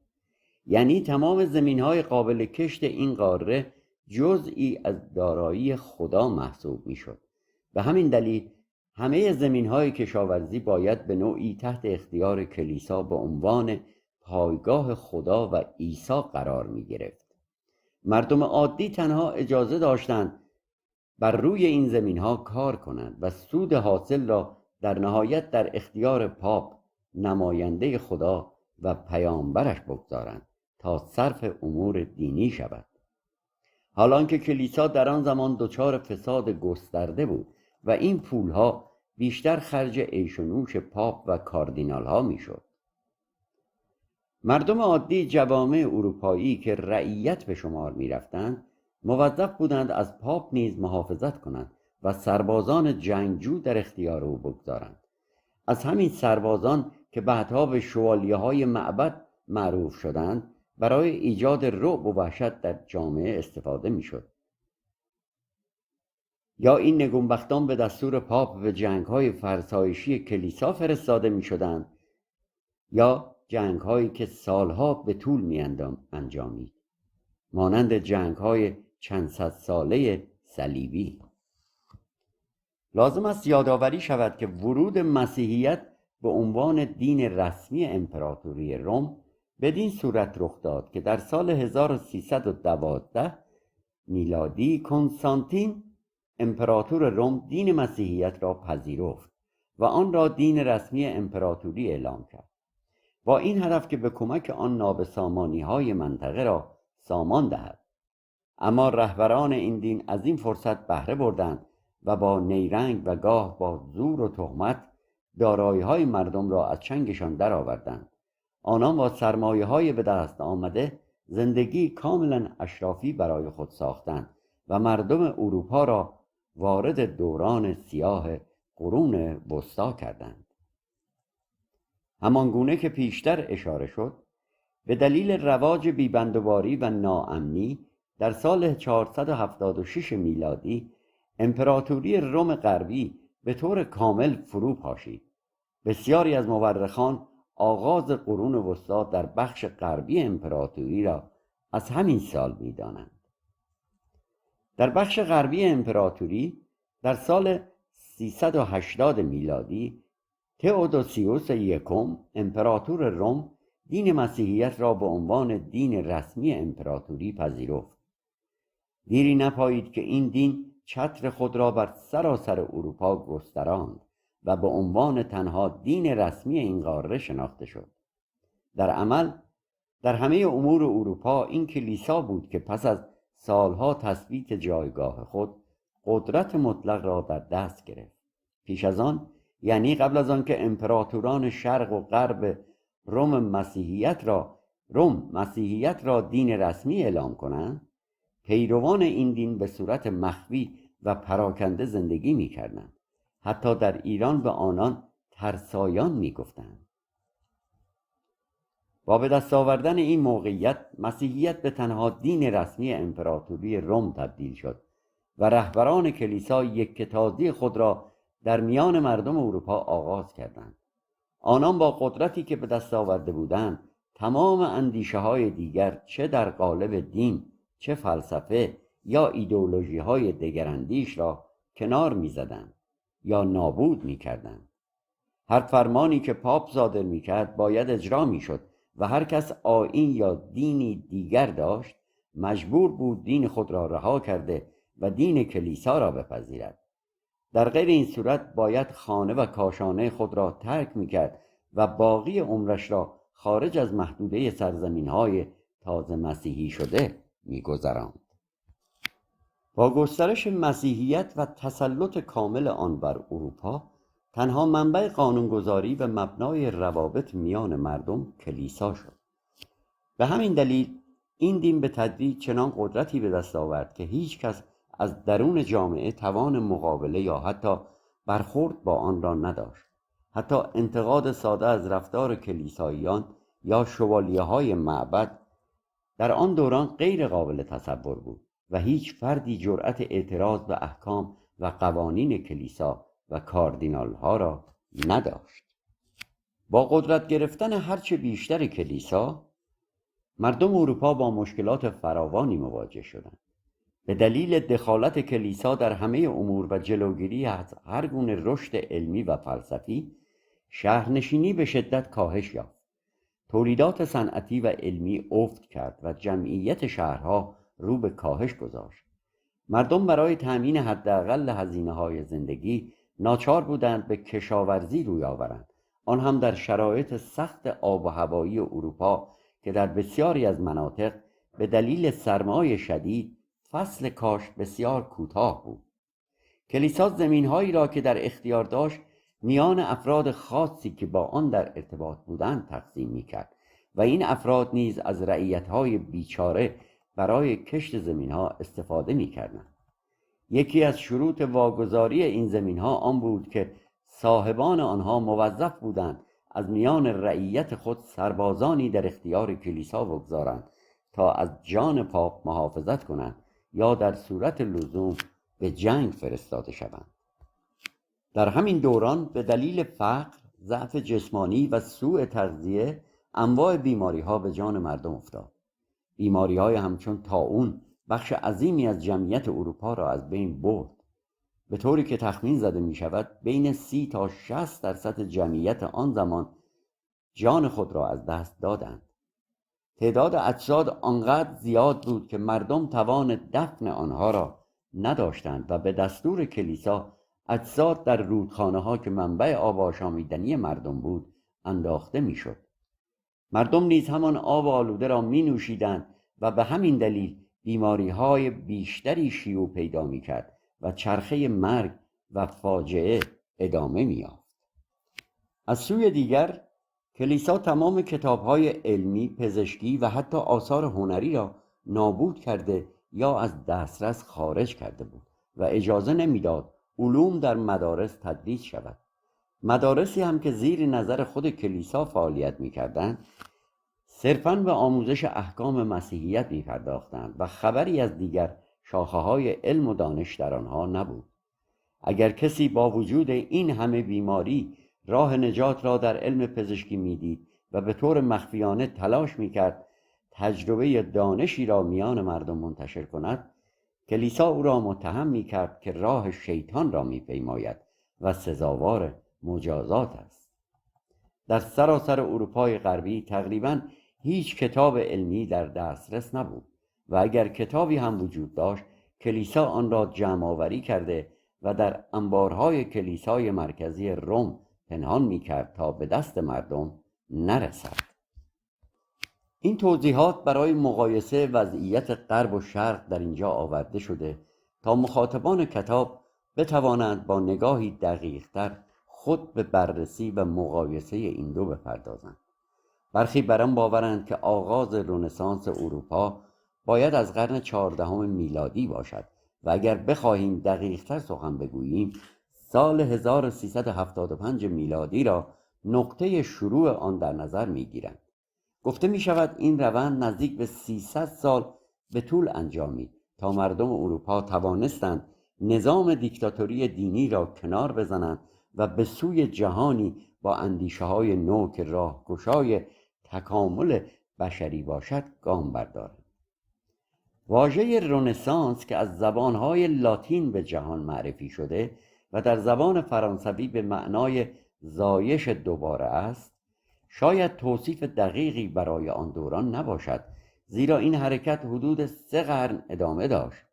اروپاییان اعم از کلیساییان و غیر کلیساییان پس از 1000 سال ایستایی و عقب ماندگی به این نتیجه رسیدند که ادامه آن مسیر به سرانجامی نخواهد رسید، از آنجا که در دوران قرون وسطی دستاورد قابل توجهی در زمینه‌های اجتماعی، سیاسی، صنعتی، فلسفی و علمی نداشتند، تصمیم گرفتند به علم و فلسفه دوران باستان یونان و روم بازگردند و از نقطه‌ای نزدیک به 1000 سال قبل دوباره آغاز کنند. همین بازگشت آگاهانه باعث شد در مدت زمانی نسبتاً کوتاه به موفقیت‌های چشمگیری در عرصه‌های گوناگون دست یابند، امری که جهانیان را شگفت زده کرد. مردمانی که طی 10 قرن پیوسته در حال پسرفت بودند، با تصمیمی جدی برای جبران چنان رشدی را تجربه کردند که در بسیاری از زمینه‌ها به سرآمدترین ملت‌های جهان بدل شدند و حتی از شرق که مسیر تکامل طبیعی خود را طی می‌کرد پیشی گرفتند. نخستین کسی که به طور جدی درباره رنسانس سخن گفت فرانچسکو پتاررک بود که از او به عنوان یکی از نخستین اندیشمندان انسانگرایی دوره رنسانس یاد می شود. او میان سالهای 1304 تا 1374 میلادی میزیست و در عین حال به دین مسیحیت نیز باور داشت. چه در زمان حیات و چه پس از مرگش اندیشمندانی بودند که راه او را ادامه دادند. از جمله متفکرانی در شهر فلورانس ایتالیا مانند گیلام، پیکو دلا، میراندولا و نیز آراسموس هلندی که خود را راهبی مسیحی می‌دانست. آراسموس از انسانگرایان برجسته قرن 15 به شمار می‌رفت و نقش مهمی در پیشبرد رنسانس ایفا کرد. او معتقد بود انسانگرایی نه تنها با آموزه‌های عیسی مسیح در تضاد نیست، بلکه کاملا با آن همخوان و حتی یکسان است. مردم اروپا با مقایسه زندگی خود با مردمان شرق به این نتیجه رسیدند که عامل اصلی عقب ماندگیشان کلیسا و ساختار دینی حاکم است و به همین دلیل کلیسا را مسبب اصلی مشکلات خود دانستند و به مخالفت با قوانین و احکام آن پرداختند.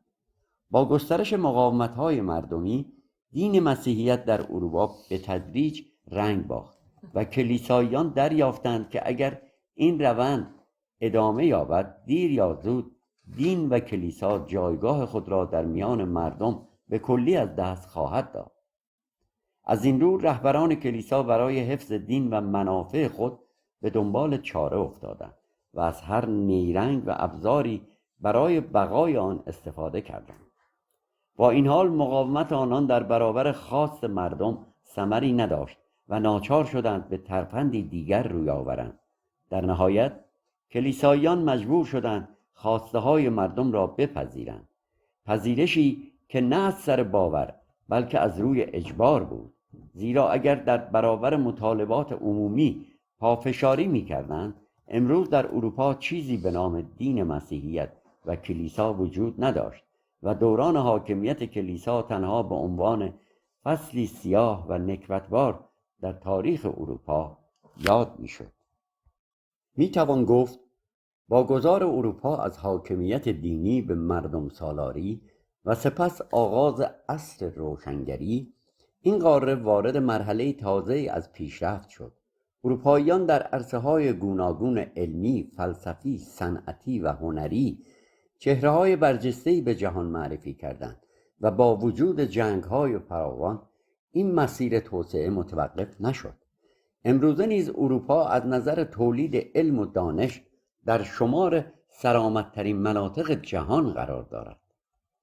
عصر روشنگری را دوران اوج پیشرفت اروپا می‌دانند، دورانی که از حدود سال 1650 میلادی آغاز شد.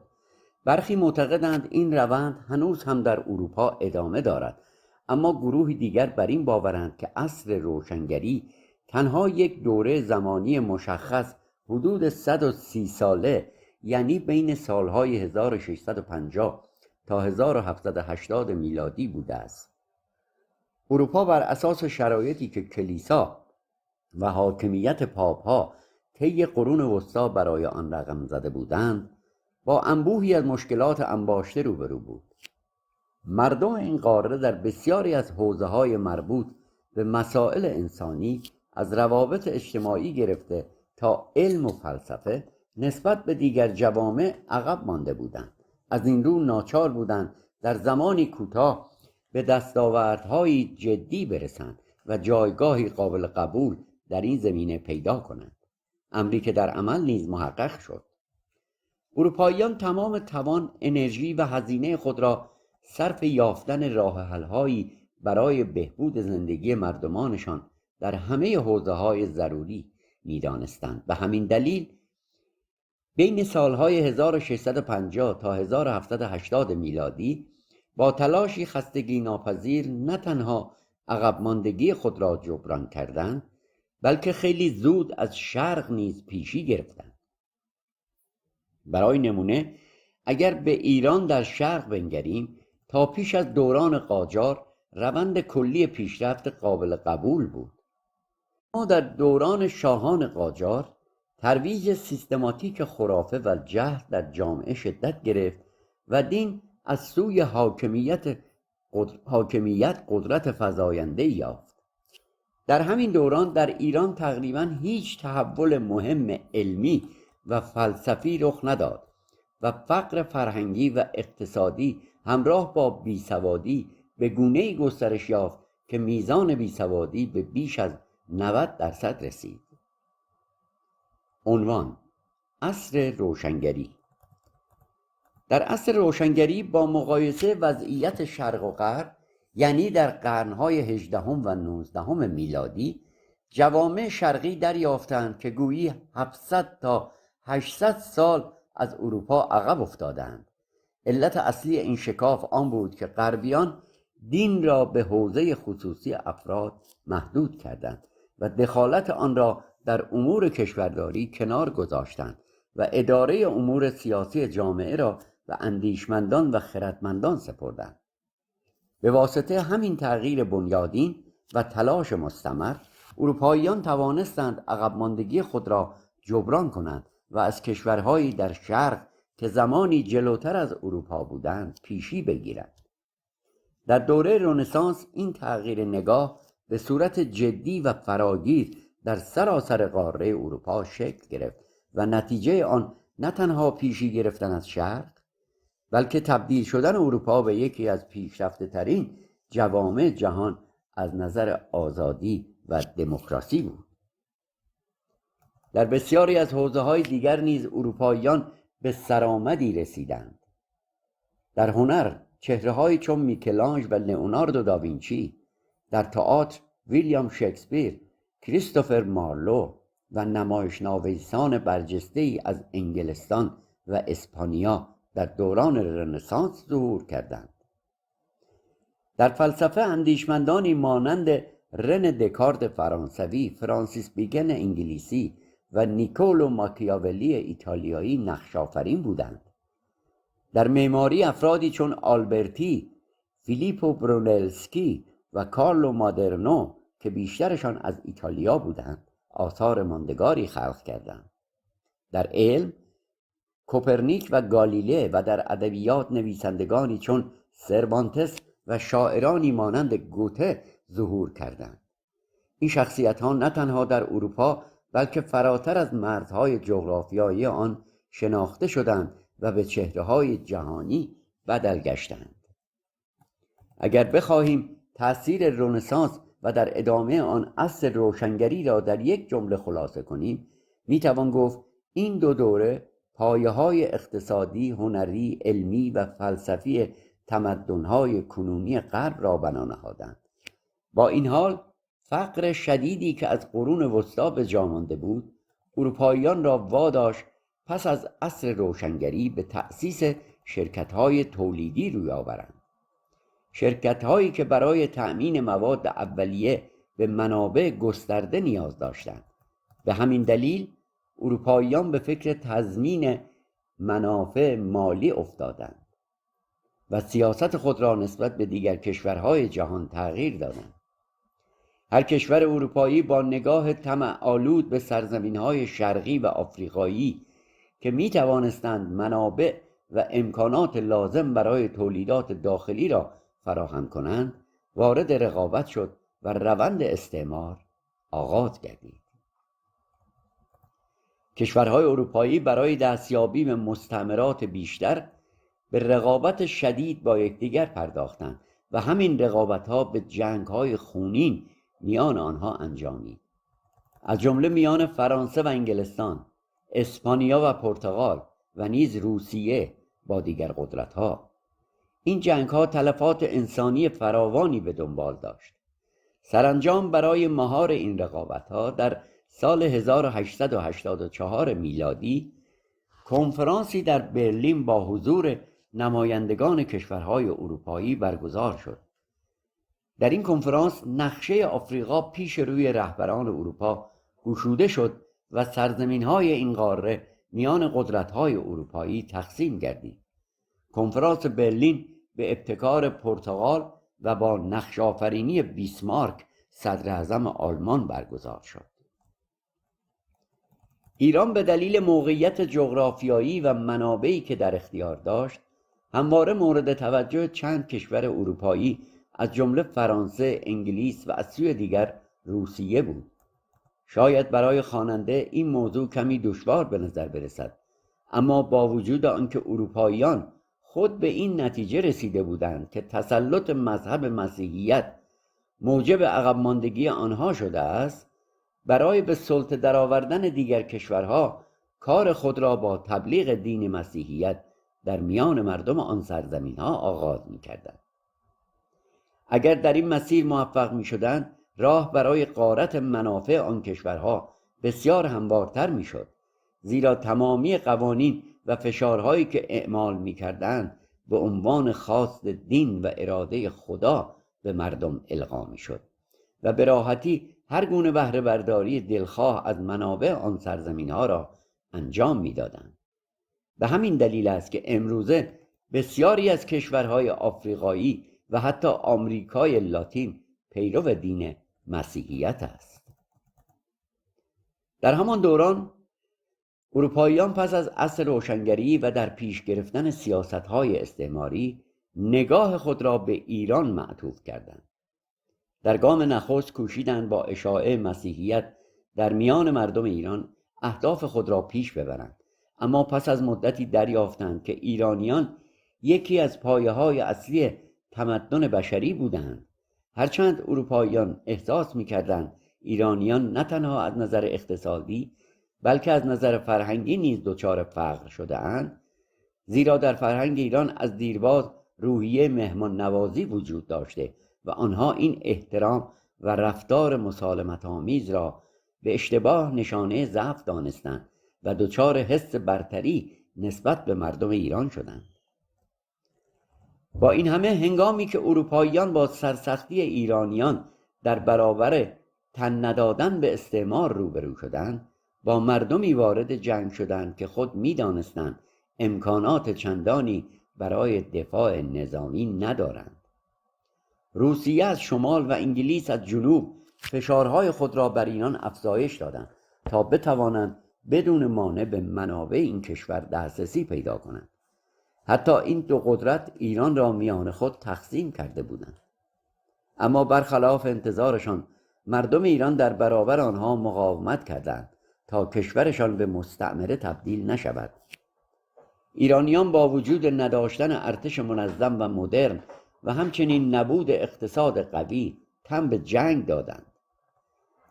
هرچند در پی این جنگ‌های تحمیلی ایران با کمبود شدید مواد غذایی و گسترش فقر در همه ابعاد مواجه شد و بیسوادی به اوج خود رسید و در نتیجه همان جنگ‌ها بخش‌های وسیعی از خاک کشور را از دست داد، اما مردم ایران در دوره‌های مختلف اجازه ندادند که کشورشان به طور کامل تحت استعمار قدرتی خارجی قرار گیرد.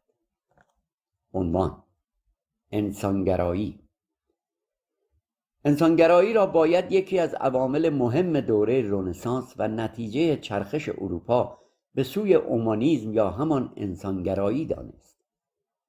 پیش از آغاز این دوره و به دلیل تسلط کلیسا بر تمامی شئون زندگی مردم و کشورهای اروپایی، هیچ کس حق نداشت مطابق خواست و اراده خود زندگی کند. تمامی ابعاد زندگی فردی و اجتماعی با صلاح دید کلیسا تعیین می‌شد. پاپ‌ها و کاردینال‌ها حاکمیت مطلق را در جوامع اروپایی در اختیار داشتند و هر فرد موظف بود زندگی دنیوی خود را صرف آماده سازی برای آخرت کند. برای آنکه کلیسا بتواند کنترل کامل مردم را حفظ کند و مانع رشد هر گونه تفکر غیر کلیسایی شود، پاپ وقت دستور تأسیس نهادی به نام تفتیش عقاید را صادر کرد. مردم موظف شدند هر موردی را که موجب ایجاد شبهه نسبت به حاکمیت کلیسا میشد گزارش دهند. در نتیجه بسیاری از خردمندان و دانشمندانی که به طور پنهانی به فعالیت‌های علمی و فلسفی می‌پرداختند دستگیر شدند و شمار زیادی از اندیشمندان و نوآوران جوامع اروپایی به بهانه پیروی از شیطان به شکل فجیعی سوزانده شدند. با تشکیل این نهاد شرایط جوامع اروپایی از پیش نیز وخیم‌تر شد و کلیسا توانست با ایجاد ترس و وحشت مردم را به سکوت وادار کند و حاکمیت خود را چند قرن دیگر ادامه دهد، به گونه‌ای که کسی جرأت مخالفت علنی با کلیسا را نداشت. اگر فردی درباره علم یا فلسفه نظری مطرح می‌کرد، به دادگاه تفتیش عقاید احضار می‌شد. اگر از نظریه خود دفاع می‌کرد، با مرگی وحشیانه روبرو می‌شد و اگر از گفته‌هایش عقب نشینی می‌کرد، اجازه داشت در اسارت زندگی کند. اسارتی که خود نوعی مرگ تدریجی بود. کشیشان که همزمان نقش قاضی را ایفا می‌کردند، هر رأی که می‌خواستند صادر می‌کردند و بر اساس قوانین کلیسا هیچ عدالت منطقی وجود نداشت. آنچه کلیسا می‌خواست همان اجرا می‌شد. این دوران 1000 ساله و سیاست‌های کلیسا برای ما مردم ایران که امروز تحت حاکمیت رژیم اسلامی زندگی می‌کنیم بسیار آشناست. به همین دلیل است که گفته می‌شود ادیان در جایگاه حاکمیت الگوی مشترکی را دنبال می‌کنند: ایجاد رعب و وحشت در جامعه و جایگزین کردن علم و فلسفه با جهل و خرافه. در میانه دوران رنسانس اروپاییان دریافتند که به دلیل فشار، سرکوب و خشونت کلیسا علم و فلسفه در اروپا مجال رشد نیافته و کمتر کسی با وجود مجازات‌های وحشیانه جرأت طرح نظریه علمی یا فلسفی را داشته است.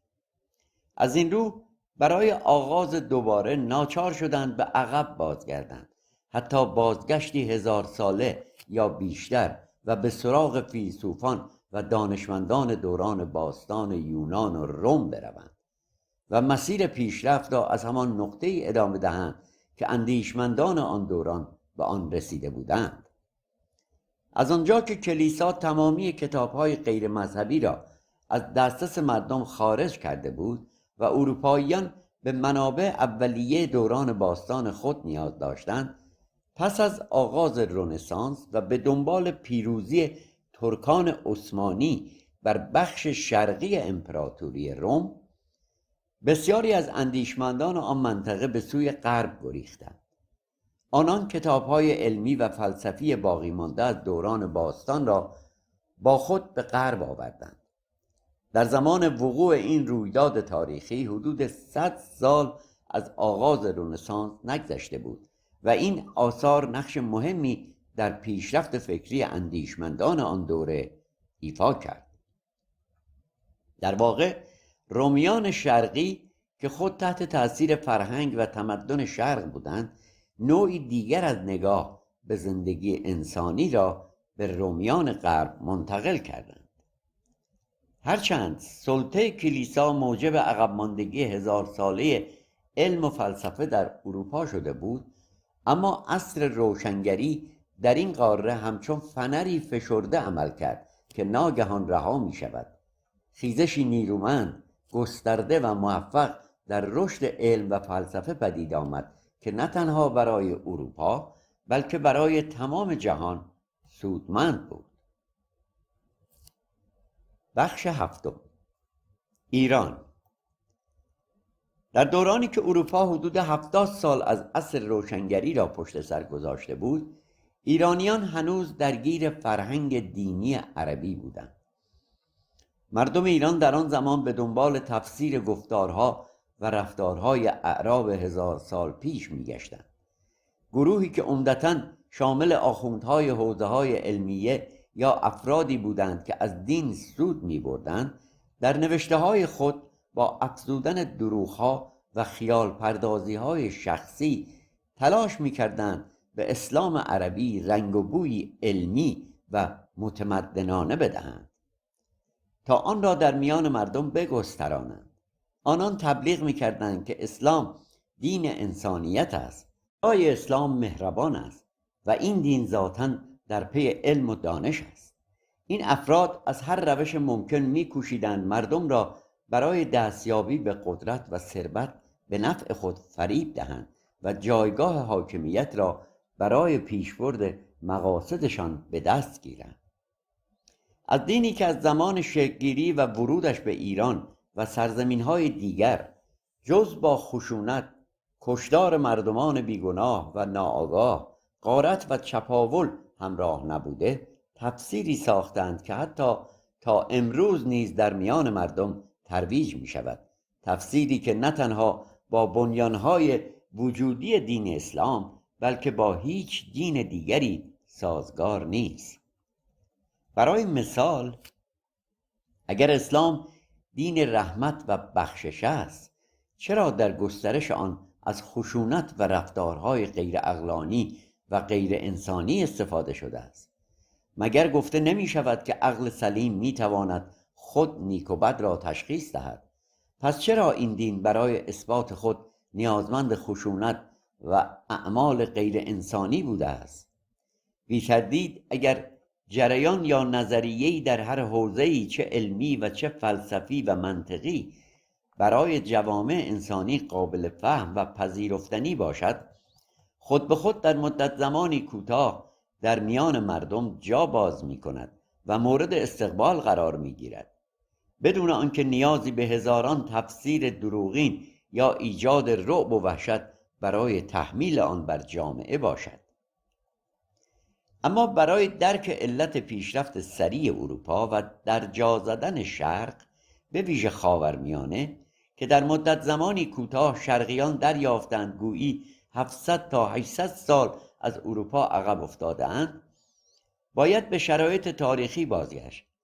از اواخر دوران صفویه و در طول حکومت‌های افشاریه و زندیه، عصر روشنگری اروپا ادامه داشت.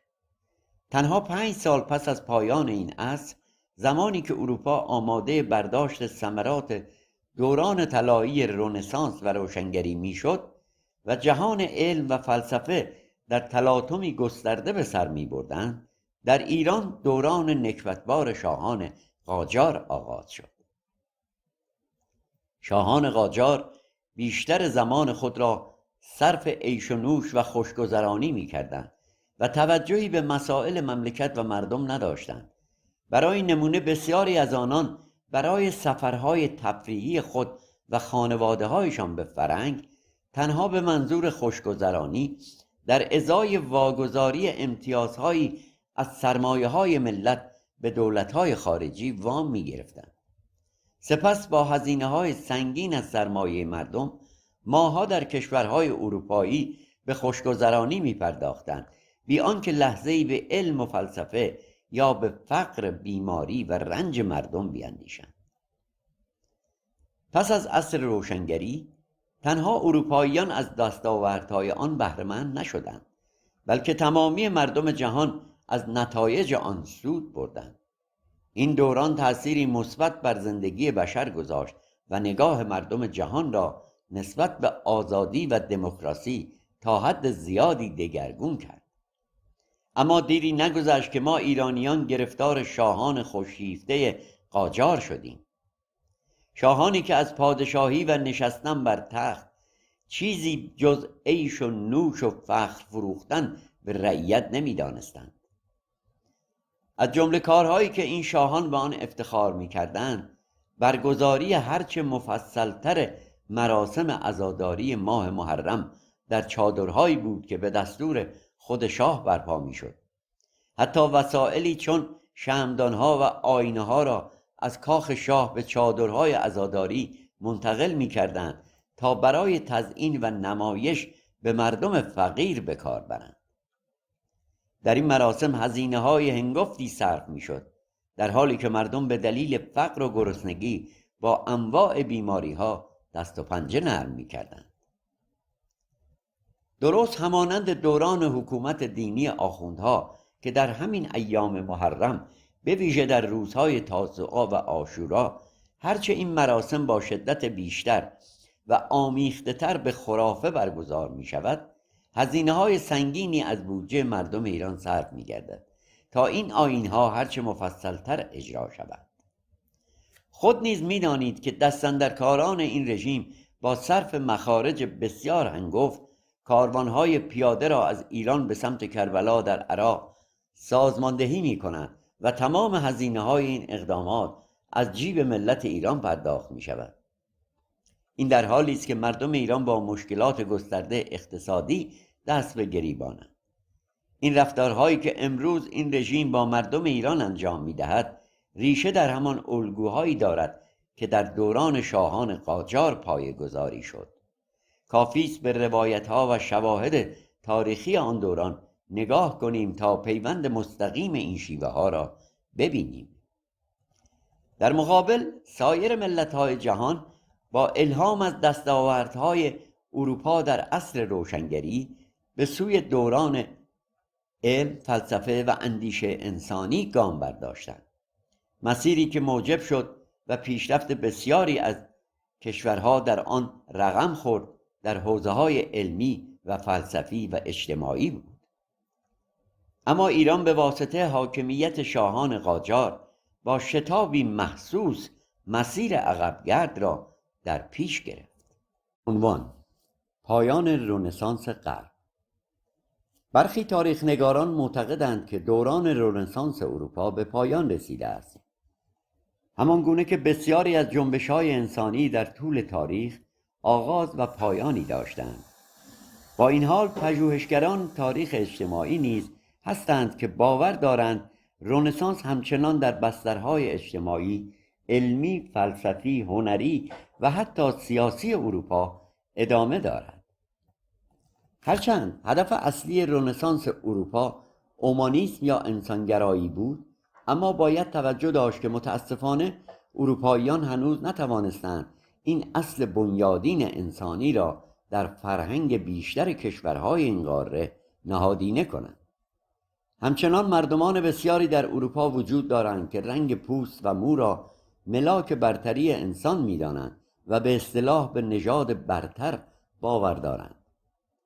با تأسف باید گفت که این نوع نگرش هنوز در میان سیاستمداران اروپایی نقش پررنگی ایفا می‌کند و در رفتارهای اجتماعی بخش قابل توجهی از مردم اروپا نیز بازتاب یافته و به نوعی در فرهنگ عمومی آنان رسوخ کرده است. به نظر می‌رسد این انگیزه پس از عصر روشنگری آشکارتر شده باشد، زمانی که اروپاییان با غرور حاصل از پیشرفت‌های علمی و با آغاز سیاست‌های استعمارگرایانه به این باور رسیدند که انسان‌هایی برتر از دیگر ملت‌ها هستند. آنان پس از عصر روشنگری هدف اصلی رنسانس را که همانا انسانگرایی بود به سرعت به فراموشی سپردند و به جای آن به نوعی خودبرتربینی بیدلیل نسبت به مردمان شرق و آفریقا روی آوردند. این مردم انگیزه آغاز رنسانس را کاملا از یاد بردند و به جای اومانیسم به خودبرتری رسیدند. مسئله‌ای که امروزه به عنوان بخشی از فرهنگ عمومی در بسیاری از جوامع اروپایی مشهود است. ما شرقیان با مشاهده روابط اجتماعی در غرب بارها از خود میپرسیم که چگونه ممکن است انسانی با هم نوع خود چنین رفتاری داشته باشد. حتی اگر نگاهی به کمی بیش از یک قرن گذشته اروپا بیاندازیم، یعنی به اصطلاح به دوران پس از پایان انسانگرایی رنسانس و پس از عصر روشنگری، در میابیم که با وجود تمام دستاوردهای علمی و فلسفی آن دوران، مشکل طبقه بندی و رده بندی انسانها همچنان به شکلی جدی در این قاره سبز پابرجاست. این دیدگاه در میان اروپاییان میتواند به دو عامل وابسته باشد. نخست آموزش‌های کلیسا در طول قرنها که بر برتری دین مسیحیت و پیروان آن نسبت به تمام ادیان و اندیشه‌های دیگر تاکید می‌کرد.